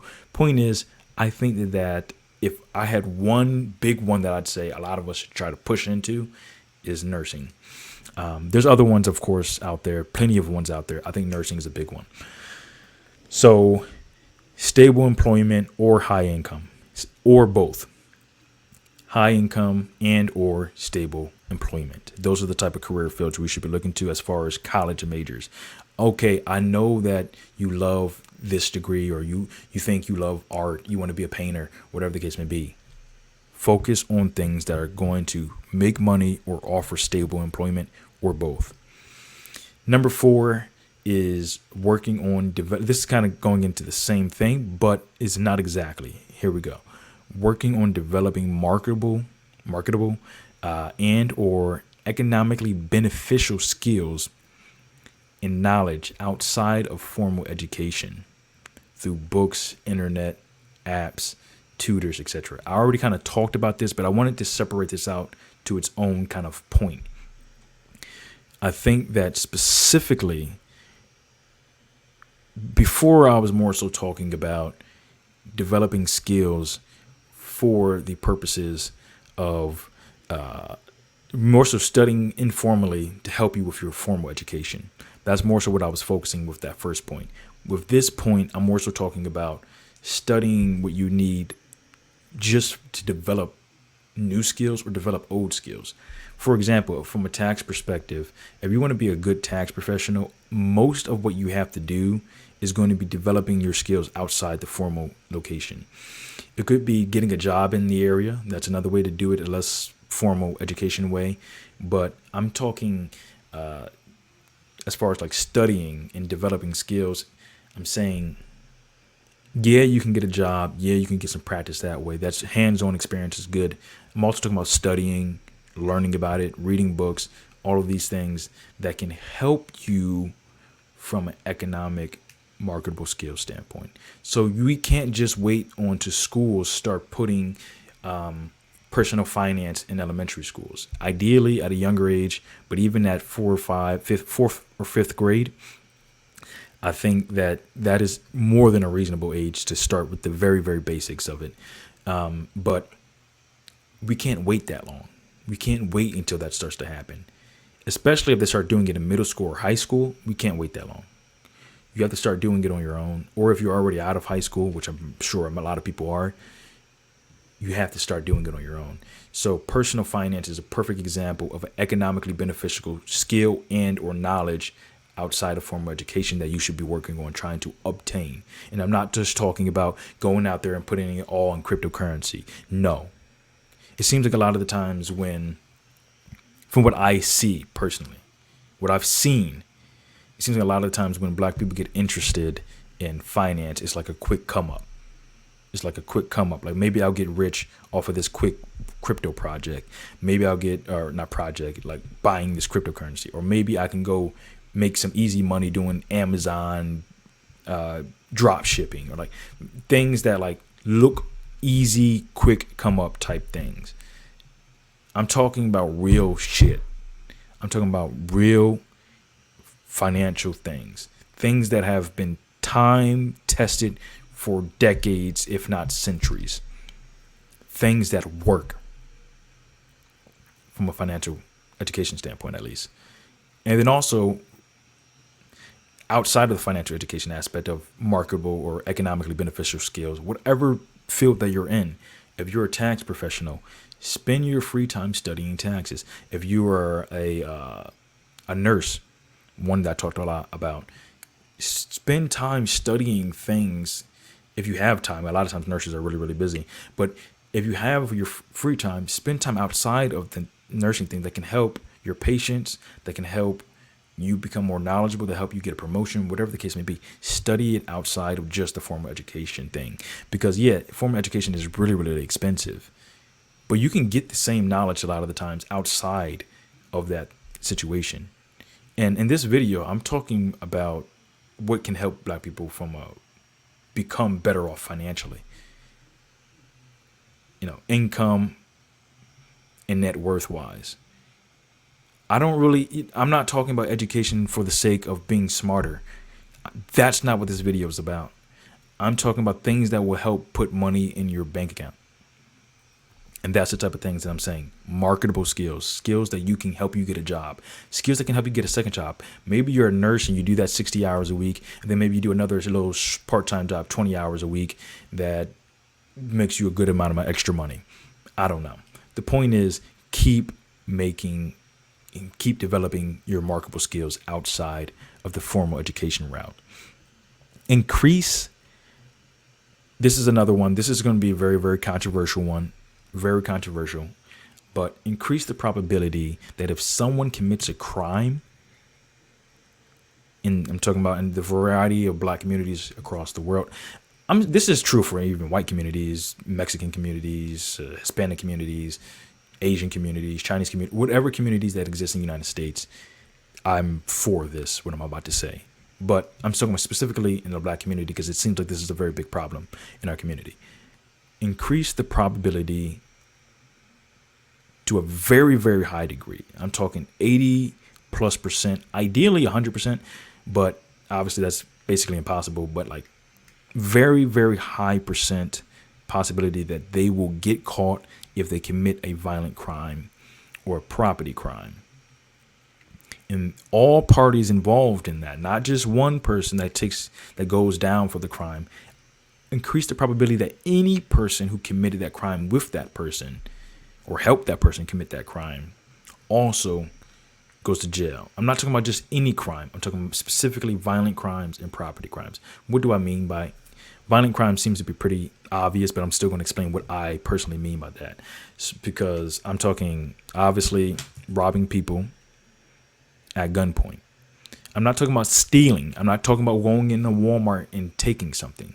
I'm talking about putting a firearm in someone's face and saying, give me your stuff or I will shoot you. Yes, that right there, right off the back, jail. Find that person. Do what you can to find that person and put him or her in jail for a very long time. The higher the probability that you find the person who committed the violent crime, the less severe I think the punishment needs to be. However, given that currently I've encountered, I'm not gonna say a lot, but I've met several people who have told me or have said, or I know outside of them having had told me that they have robbed people at gunpoint or using some other method of robbing them. And most of them got away with it. And even the people who did get caught, they might have got caught for one, but they did it like 20, 30, 40 other times. So I think, and a lot of the times I feel like when people get robbed, sometimes they don't even report it. So it probably happens a lot more than what it is even reported because they feel like they're not going to get their stuff back anyway. And the police are not going to do anything. So they just I got my stuff took and that's it. They just go home, kind of pout about it a little bit, be angry, and then they move on. That is not uncommon. So to me, I think find these people, put them in jail, make the community safer. So not just robbing people, also shooting, even if it's just amongst gangs. I don't care if it's just amongst gangs. Put them in jail. I don't care if you kill only a gang member. Put them in jail. And put them in jail. Find them. And here's one of the big things. Sometimes you just say, for example, one person gets shot, 3 people involved, one person goes to jail. They consider it a solved case. There's 2 people other people were involved in there that are basically walking around the street with they got a body on them, and they're never going to go to jail for it because that's considered a solved case. That happens probably more frequently than what people probably realize. And there's a lot of unsolved cases. The last time I looked at it in Baltimore, which was admittedly like 4 years ago, but the last time I looked at it in Baltimore, it was like only like 40 or 45% of the murder cases get solved. And who knows, some of those people probably didn't even do it. That's why I said emphasis on the people who are actually involved in the crime, go to jail for it. Violent crimes, assaults. If you punch someone in the face, if you get mad and you decide to fight somebody, jail. Find the person, jail. Or a fine, I don't know, depending on the situation. Jail. Now, if 2 people are getting into a fight at like a bar or whatever, all right, it's not good, but we don't need to be so severe. we need to be rational to some degree about, like, we need to be not so, like, willing to, like, smack the hammer down on people in certain situations. Okay, bar fights, I get it. I'm more so talking about, like, just someone walking down the street, you looked at me funny, punched me in the face, or, back in a few years ago, they were talking about the knockout game, people just going around and seeing if they could one punch knockouts people, stuff like that. Or just people who are repeat fighter, fighting a lot. Two people agree to fight each other. I have a hard time having a problem with that. If two people agree to shoot at each other, you go to jail. And for a long time. So, I don't know. That's a little bit of a contradiction. But if one person doesn't agree to fight and the other person fights that person, jail. Let's put it that way. You might say, oh, well, I've heard people say, there's so many black people already in jail. Like, why are you trying to do, like, a lot of those people are in jail for, like, gun possession and selling drugs and stuff like that. I'm not talking about that. I would much rather that dude be out there selling a drug than putting a gun in my face. Let him go sell a drug. The drug problem is a complex one. And I think that is, you can try to stop the supply. If there's demand, someone's going to supply it. Granted, you could try to do what, like, the Singapore route, which is if you get caught, you could just, you're sentenced, they execute you. I think that's taking it a little bit to the extreme, especially for things like marijuana, weed, cannabis. I think that should be legal, quite frankly. I don't smoke, never really have, but I think that it should be legal. So, what do I mean by property crimes? Property crime specifically is kind of like basically stealing people's vehicles. This is different than what I said before, like robbing someone at gunpoint, taking their vehicle. I'm saying, like, maybe you don't rob them at gunpoint and take their vehicle, but maybe you break into their car when they're not there, and then you hotwire it or whatever the case may be, and then you take off from their car. Find the person, jail. Find the person, jail. And then also get them for tax evasion. If you stole some stuff and didn't report it on your taxes, tax evasion. You're technically, by law, supposed to report all of your income, even if it's stolen. Report the value of the vehicle on your tax return, or you also get penalized for tax evasion. So, boom, right there. Add that to it. I'm talking very severe penalties for that type of stuff. If you walk into someone's home, I'm not talking about you go to a grocery store and grab something. I mean, there should be penalties for that. I'm not saying there shouldn't be penalties for that. I don't think there should be as severe penalties as walking to a store and just grabbing something off the counter, putting it in your pocket and leaving. It should be penalties for that. But I'm not saying this should be as severe as what I'm talking about. For example, if someone, takes someone's car, walks into someone's house, their personal residence, whether or not they're home or not, I don't care if they're home or not. The home is like a sanctity. This is where you want to feel the safest at. Is where we as a society want to feel the most safe at, is when we are in our domicile. And if someone walks in there and even if you're not home, walks in there and takes your stuff, breaks in, takes your stuff, leaves, that gets rid of the safety you feel in your own home, even though you were not there when it happened, especially if you are usually there when it did happen. Now, if someone breaks in your house and you are there, that's even worse. It makes you feel even less safe. So, severe penalties for that type of stuff. Penalties, also damaging property, breaking glass, destroying property, stuff like that. Very stern penalties on that type of stuff. Another thing, when it comes down, now since I talked about this a little bit, I'm going to talk about it a little bit more. Now, when it comes down to like going to a business and taking their stuff, obviously that is something very, very severe that needs to be done. Flash mobs, if you do the flash mobs are a really big one, that should be treated the same as you break into someone's house, because it's very very hard to catch the people who do those type of things. So when you do them, they need to be very very very. When they do catch the people who do them, there needs to be a very very severe penalty. When it comes down to stealing small items and leaving, I think that generally speaking, it is bad, and a penalty should be had for that, and it should be one that discourages that behavior. But I definitely think that it is not as bad as putting a gun in someone's face or breaking into their home or doing a flash mob. So so here's the thing. Here's the thing. People will say things like, there's already a lot of people in jail. They'll say that this is not going to work, blah, blah, blah. But you have to penalize people. There has to be punishments for people doing bad things.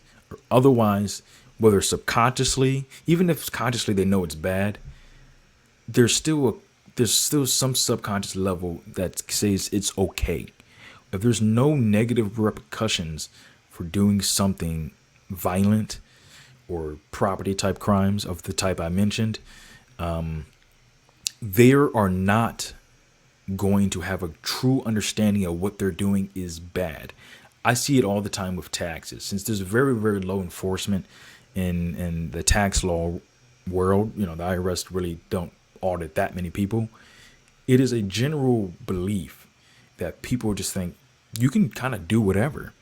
Perfect example is, I remember this person asked me for tax advice. And they asked me, I gave them the advice. I said, hey, listen, they asked me for specific tax advice, and they wanted a specific answer. I know they wanted a specific answer. They wanted the answer they wanted to hear. And basically, I'm going to go into a little bit of detail. It's not really any personal information at this. I would never put any personal information about a person out there at all, especially not a tax client, anything yet. But the person was asking, the company is giving me the option between a W-2 and a 1099. Which one should I choose? And then I said, well, unless you're going to commit tax fraud, then the W-2 is probably going to be better. Or unless the company is expecting you to pay for a lot of the expenses yourself and things of that nature, and you can write it off, lower your expenses that way, then the W-2 is probably going to be better due to the self-employment tax going to basically make everything more expensive. Then the person was like, well, a lot of people in the industry will do the 1099, and then they just write off all of their income on their taxes. Just write off, you make $100,000 and then you just do $100,000 deduction, pay nothing in taxes, and most people are fine. They don't get audited. I'm like, yeah, you can do that. And there's a pretty good chance that you probably won't get audited. But you shouldn't do that. If you do get audited, it's going to be like, you're going to have to pay a very substantial fine, penalties, and interest. And you might even get caught with fraud, not fraud, but tax evasion. And there could be a lot of penalties and interest and problems you could put yourself in. And do you really want to take that chance? And the person just wanted to hear from a tax professional to say, yes, do the 1099 and commit tax fraud. That's what the person wanted to hear. And the reason why this is the case is because a lot of people in the industry that person was in will just do 1099, commit tax fraud on the tax return, and they'll be fine. They very rarely get audited. So for me, I think you have to punish crimes. People in the neighborhood, if you're walking down the street at 2 a.m., you should feel absolutely no risk that you will get robbed or beat up or violated in some type of way. 100% safe. And if that's not the case in the place in which you live, then the police need, or really the politicians need to do something about that. Very controversial. A lot of people will disagree with me. But if you disagree with putting violent criminals in jail, if you disagree with the person putting a gun in your face, willing to take your life, he's willing, or she is willing to take your life for $20 you have in your pocket. And you have sympathy for that person. I have sympathy for people who are struggling financially, who are struggling to eat, etc. My sympathy leaves out the door as soon as you put a gun in someone's face, as soon as you put a knife in someone's face, as soon as you have 5 people walk up on one person and use their power in numbers to intimidate that person to give you their stuff. My sympathy for you leaves. It goes out the door. It's gone. You need to be in jail. You need to be in jail for a very long time. If there's a very low probability of someone getting caught, this penalty needs to be severe. A lot of the times people think just increasing the severity of a penalty is going to do something. It's going to do absolutely nothing unless there's a high probability of you actually facing that penalty. You can have life in jail. In fact, you can have the ultimate penalty. You can get executed. But if there's only a 2% chance of that happening, a lot of people are probably going to take the chance. That's all I'm saying. Okay. Number 6, and we're getting through this one here. We're going to go through these next few ones fast. Next one is to try to own your home mortgage free. Try to own mortgage free your primary residence, or until you can afford to do that, or until you can afford to put a down payment on a home, live with multiple people in one household. That could be something very, very beneficial to building the wealth of a family. It might not be the most comfortable, might not be the most enjoyable, but as far as building wealth in the community, especially with rents going up, especially with the cost of housing going up, that's a very, very good way to do it. A lot of the times in the hood, the houses are not that expensive anyway. So a lot of the times in the hood, you can buy a house still for pretty cheap because no one really wants to buy houses there because it's really expensive relative to like in other areas. So for example, sometimes I would look at houses in Baltimore and they might only be like $200,000, but they're in the hood. And they're probably usually not in the best shape. They're in a livable shape, but they're not in the best shape. That same house, maybe in the more nicer neighborhood in like Cockeysville, Maryland, might cost like $700,000 or $300,000 on the low end. So at the end of the day, I think that basically living in a house and trying to, if possible, buy the house in cash. But if not possible, which is very unlikely you'll be able to do that, buy the house, get the mortgage, pay the mortgage off as fast as possible.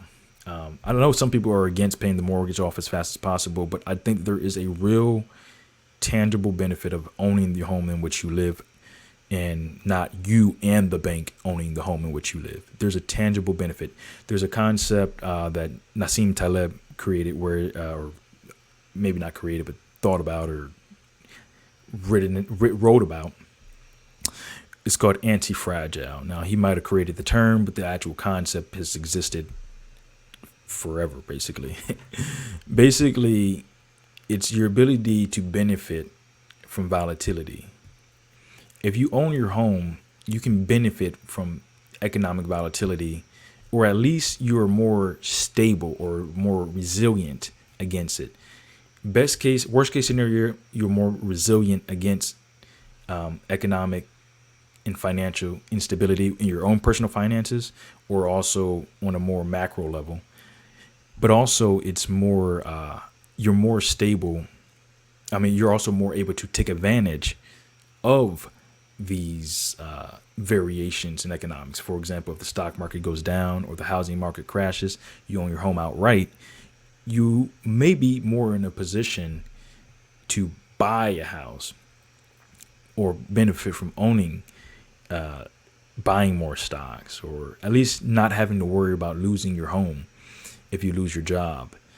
The worst thing you might have to worry about is property taxes. But generally speaking, I feel like in most states, they're very, very slow to take your home if you don't pay your property taxes on time. Some states might be a little bit quicker, some states might be a little bit slower, but I think most states are pretty slow on just taking your house with if you don't pay your property taxes. So owning a home, living with multiple, even if you have to buy a home with a down payment, right?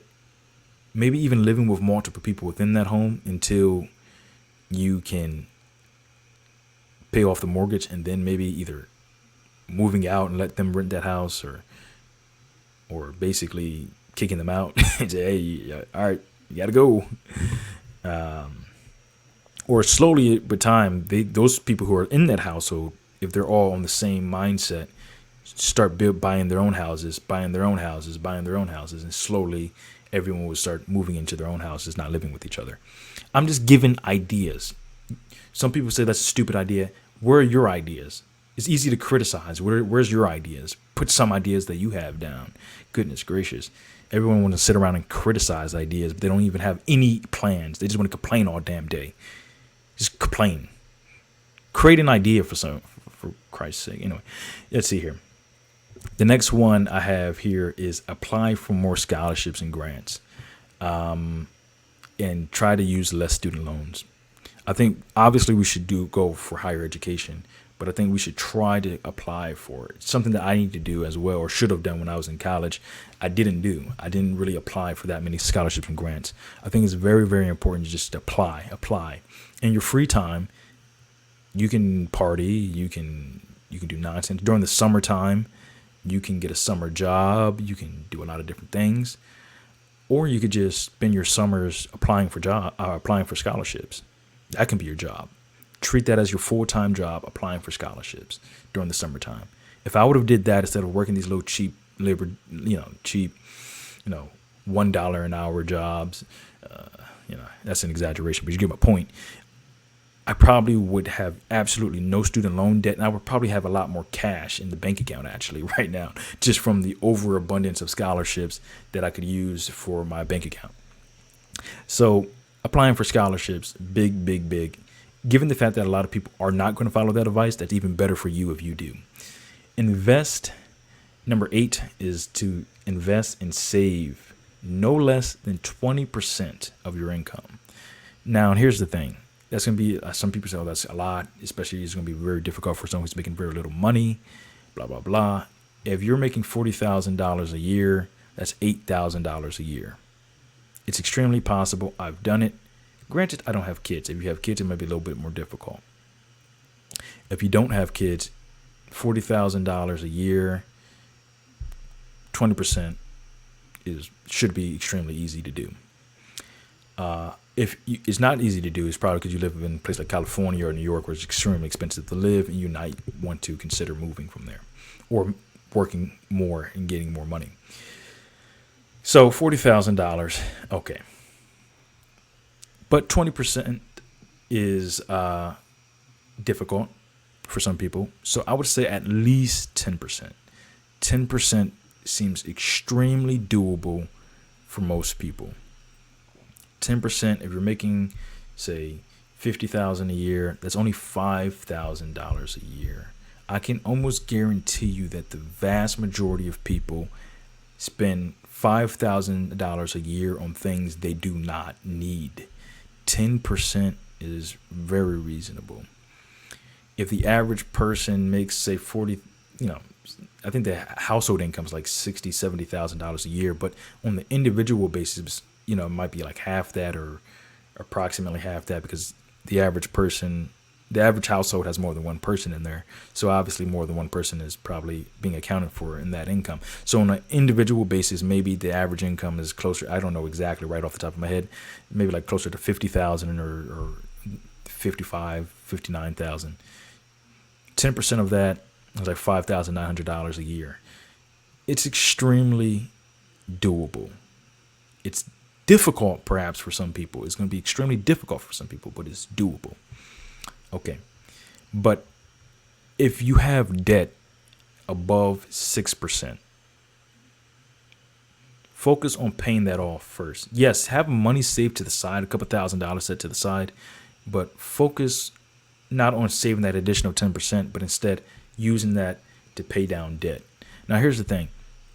Some people will say, but why 6%? 6% is an arbitrary number that I chose, but I feel pretty confident that the stock market will probably, a globally diversified investment portfolio in equities, will probably perform at least equal to 6% over the long term. I think that it's possible it underperforms 6%. Historically, it has performed meaningfully better than 6%. So I'm saying 6% seems like a very reasonable expectation of like, this is probably the minimum that the stock market will perform. And if you're saving money in such a way that is at least equal to the percentage of interest that you're getting on your debt, then, and also you're still paying down your debt to some degree, making your annual payments, making sure your credit score is not going down as a result of not paying, then you should be probably doing okay. Still pay down your debt, obviously, but you can still put some money towards investing and saving and such. Obviously, no matter what, you want to have some cash set to the side. I don't care if you have interest that is 30%. You want to have some cash set aside because the last thing you need is your car to break down and now you need to go get more debt at an even higher interest rate in order to pay that off. So have some cash set to the side. All right. And number 9, starting businesses. Now, people say, well, businesses always fail. Most businesses fail. Me. Listen, man. Okay, most businesses fail. Fine. There's a lot of businesses that don't fail, though. When I go to Philadelphia, which is not uncommon, throughout my entire life, I've been going to Philadelphia. I'm from Philly. I was born in Philly. I was raised in Maryland, of course, but I'm from Philly. Every time I'm going through Philly, I'm in mostly predominantly black neighborhoods. And you go to the corner store, almost all of the places in Philly has some type of corner store. I don't think I've ever seen one owned by a black American. I don't even think I've ever seen one owned by a African or a Caribbean person or a Latin American black person. I don't think I've ever seen one. They're usually either Hispanic, they call them poppy stores. I don't know if that's, some people might be offended by that, but I'm pretty sure they themselves call it poppy stores. Anyway, they also have the Asian. I've seen a lot of Asian, Chinese places, usually corner stores. And I've even seen maybe the local gas station. A lot of times it'd be the Indian folks. I'm just talking about what I've seen when I was in Baltimore. I'm not trying to be prejudiced. I know people get really offended nowadays so easily. I'm just saying what I've seen is this is kind of the trend. Hotels, a lot of the times the little motels that are owned or like smaller hotels, a lot of the times there might be a Indian or some usually they're not white either, but they're also not black. Why not have these type of businesses? Why is there not one? I don't think I've seen one out of all of the stores I've been to. So those type of businesses, I think that there's those, little stores that you go through, you can buy little odds and ends there, something like that, even tax businesses, things like that. But not just starting a business. I think a very important aspect is learning accounting and finance, because you have a significantly higher chance of success if you understand at least the basics of finance and economics. Finance and accounting. Economics too, probably as well, but I'm not really talking about economics. I'm more talking about finance and finance and accounting as it relates to business, and probably some business management classes as well. Or not classes, but study could probably help you as well. Books and such, how to get clients, but all types of business. Like also the same thing with the hairs and nails.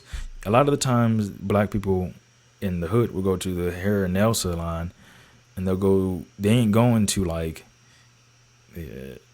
lot of the times it's, Asian hair and nail salons. Do we not have the capacity to do hair and nails? Do we not have the capacity to start businesses? Do we not have the capacity to run businesses? So I think starting businesses, it will be a very, very big thing that could help.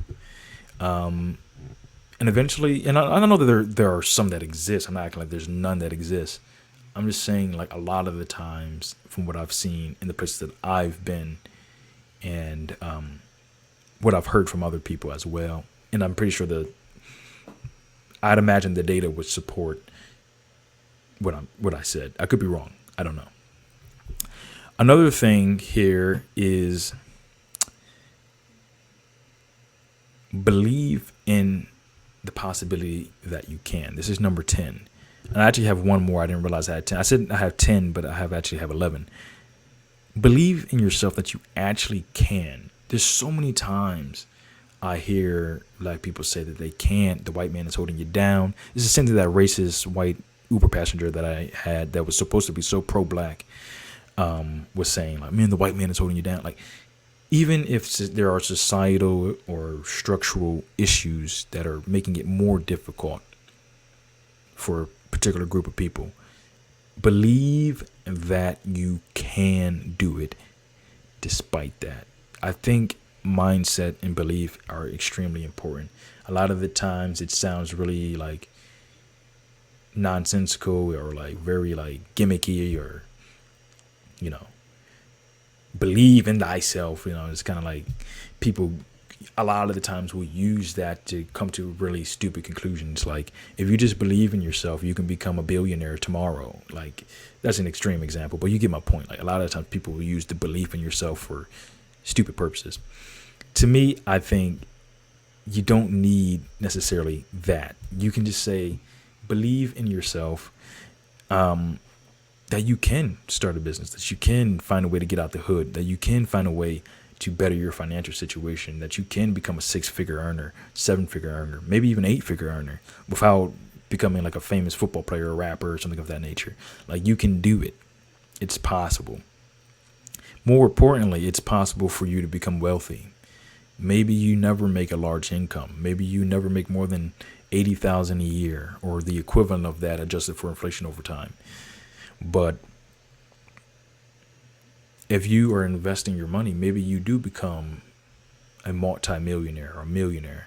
And, you know, I mean, in 50 years, a millionaire will be, it'll be a lot easier to become a millionaire just due to inflation. But I'm just saying that you have the capacity to do that and believe. I think a lot of people, because it was so recent, 1965, 1964, where civil rights were kind of just given to black people. Because that was so recent, I think a lot of people still believe the barriers that people are holding in front of them are there, but they're not. There might be the barriers, or might still be there, right?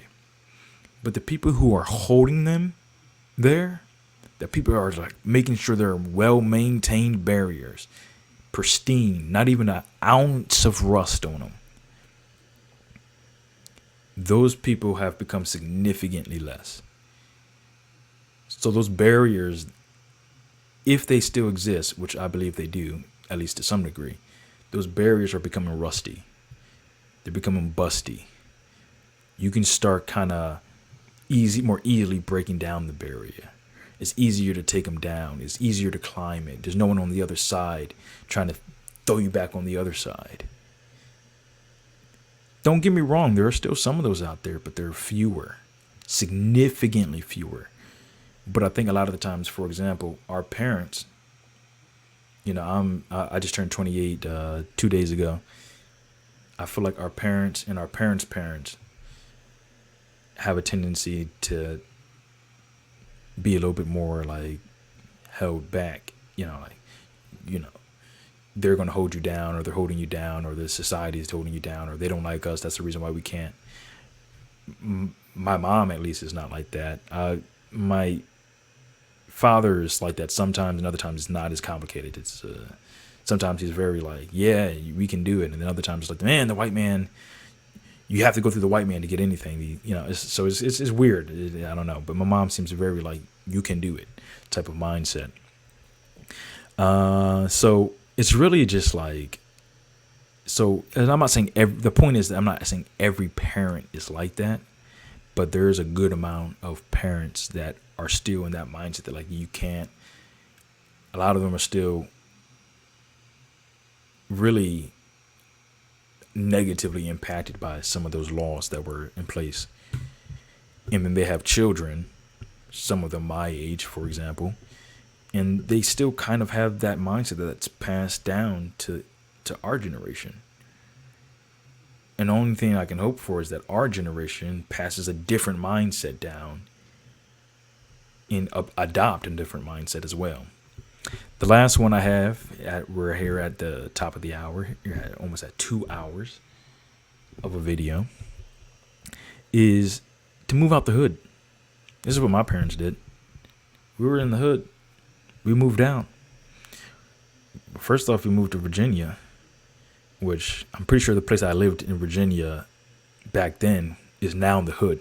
I don't think it was the hood when I was living there, but I'm pretty sure what I've heard is that it's the hood now. And I don't know. It's Newport News, Virginia, I think, if I'm not mistaken. So y'all let me know if you're from there, if that's the hood or not. But when I was living there, it wasn't the hood. It was fine. But I was like, 3 or 4 years old when I was living there, so I was pretty young. So maybe it was the hood. I just didn't know it. But a lot of the times when I was in Philly growing up, I didn't realize I was in the hood. So there's that. But anyway, so get out the hood. I think there was definitely some negative impacts. Like, for example, when we moved out of Virginia, we moved back to Philly for a little bit. And we were in Philly for a little bit. And then we moved to Maryland. And there were some challenges. Where we lived in Maryland was extremely blatantly racist. I had a guy. I was probably like 5 years old, in like first grade. There's a guy down the street who would, every time he see us, go back to Africa, you effing N-words. But he didn't say effing N-words. I'm just trying to keep my channel monetized. I already said some stuff that probably get me limited monetization. I'm just trying to keep as monetized as possible. I don't want to get completely demonetized is what I'm saying. But he said, go back to Africa every single time. I mean, I've never even been to Africa at that point in time. I've never been to Africa till this day. At that point in time, when I was in first grade, I probably couldn't even point out Africa on a map. There's nothing more American than being horrible at geography.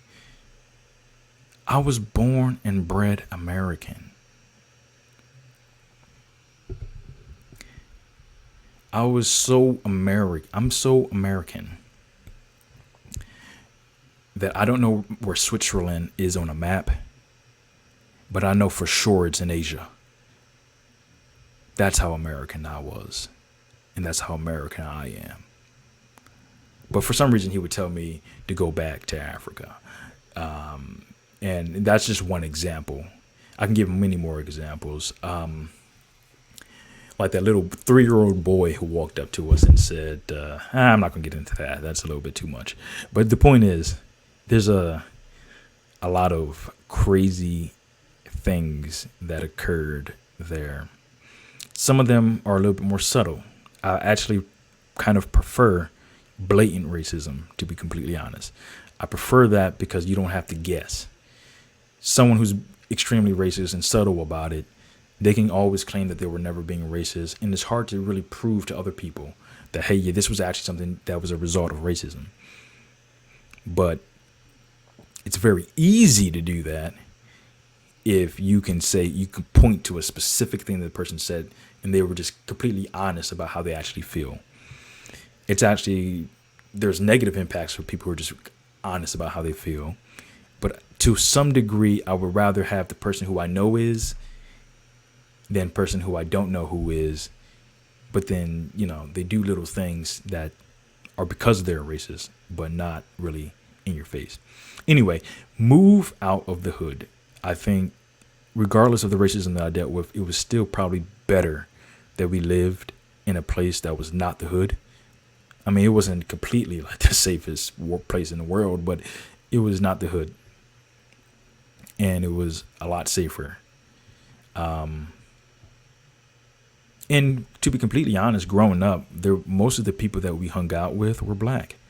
So we still got to hang out with black people, you know what I mean? So it wasn't like completely like a white place, but a lot of the black people who did live in the neighborhood and did live in the town hung out with each other. So it wasn't like, so we did, there was some community there, but at the end of the day, it wasn't the hood. We got the benefits of being around black people. We did have to deal with a place that was 90% white when we first, 93% white when I first moved there. But eventually, it got more and more black people. It dropped from like 93 to like 84 or something like that, 85. And most of those people were black. Some of them were Hispanic. Some of them were Asian. A lot of them were black. And it became significantly more diverse than when I first came there. Still 80% is not that diverse, but it's more diverse. And it was safer, better education probably. Definitely better education than Baltimore City. Definitely better education than a lot of Philadelphia schools. And less fights. We got into, well, I got into a couple fights, but for the most part, less fights. A lot easier to avoid fighting. A lot of the times in inner city schools, you're going to end up having to fight. A lot of the times in schools where I grew up, it's pretty easy to avoid getting into a fight. So that's pretty much it for today. I think those are some of the big things that you can have. I know people will say getting out the hood is not as easy as I'm making it seem. The place I grew up was kind of more of a poor white area. It was a more rural, poor white area. So it wasn't like, sometimes when I tell people I grew up around white people, they assume that it's a wealthy area, because a lot of the times it seems like black people just assume that if it's a predominantly white area, it's wealthy, which is stupid. But at the end of the day, it was poor. A lot of the people, I mean, it was kind of like, it was a little bit different than perhaps in certain areas, like certain hood areas where everyone in the school was different levels of poor. We would go to school, some people's families doing really, really well, wealthy families, and you got some people whose families are doing really, really bad, poor. The trailer park right across the street. You got like basically the equivalent of projects, what we call Cedar Hill. They try to change the name to give it a nice, pretty new look. They call it Bayview, I think they call it now. Cedar Hill for the people, the real people, the real bulls. If you go there and someone calls it Bayview, then they ain't from day ones. Cedar Hill is what we used to call it, is what it used to be named, actually. And, Cedar Hill was like very, very high percentage of the black people who lived in the town lived in Cedar Hill. I lived in a neighborhood called Timberbrook. And it wasn't a wealthy place. It was actually probably as cheap, if not cheaper, to live there than Baltimore. The schools were better. The schools were not great. The schools were not good, but they were better, safer. In those schools, you didn't have a culture that existed where if you get good grades, somehow it makes you more likely to get bullied. It didn't your popularity wasn't necessarily based on how good your grades were. If you played sports, that could help your popularity. If you went to parties, that could help your popularity. If you, I don't know, stuff like that, sports, things like that. If you interacted with people, if people found you physically attractive, that could help your popularity. But at the end of the day, it wasn't based off, I get good grades, so I'm a dork, and now we're going to bully you. That's not how that worked. My brother was very, very popular and also got very good grades. I was I wasn't popular, but I wasn't unpopular. I was kind of like in that middle ground, perhaps. And my grades were also in that middle ground, unless it was Spanish. I was getting 100% on everything in Spanish, basically. Anything that I tried, at least. I might skip a question just because I don't feel like doing it, and I think it's a stupid question, but I know the answer. That type of thing. But, but for the most part, I was doing okay, but not great. Sometimes hit honor roll, sometimes I don't. Who knows? But the point is, it wasn't more expensive. You also, if you want your kids to be around black people, there were still black people there. That most of the friend group that I had growing up, most of them was black. And actually, there was usually only like one or two like white people that was in the group, and they would allow, depending on which friend that I'm specifically talking about, which area, like elementary school versus high school is a little bit different friend group, but depending on which white person I'm talking about, they were a lot of the times trying to do their best impression of a black person that they could possibly do. Not all of them. One of my friends from high school that I'm still friends with to this day wasn't one of those people, but he was one of the people as far as one of the white guys who hung out with a lot of the predominantly black people and mixed people who are like Obama, black and white. So to me, I feel like the big thing that people will always say in response to that is, but the hood is, moving out the hood is more expensive, blah, blah, blah. Not necessarily. Not necessarily. And then another thing they'll say is, well, moving is expensive. I just moved. It wasn't that expensive. If you have a strong attachment to material goods, moving can be expensive. If otherwise, it just requires the transportation to and from one location to the other. The most difficult part is finding a new job in the area and finding an apart place to live in the area, and also trying to find a place that is also safe and low cost.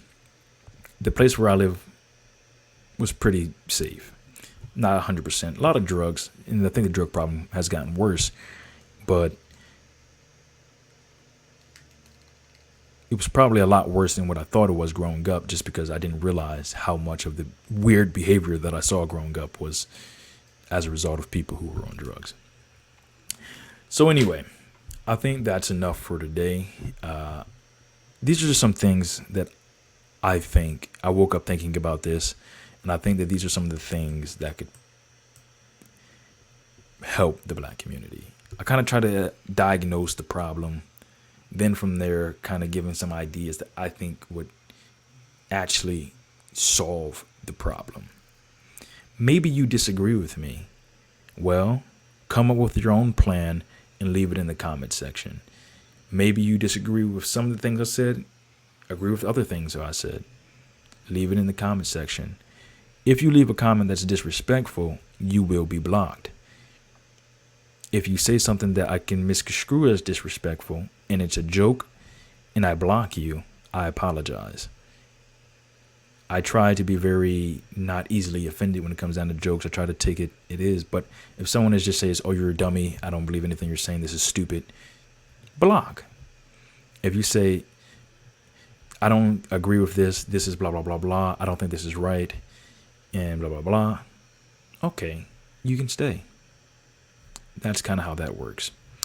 Anyway, goodbye.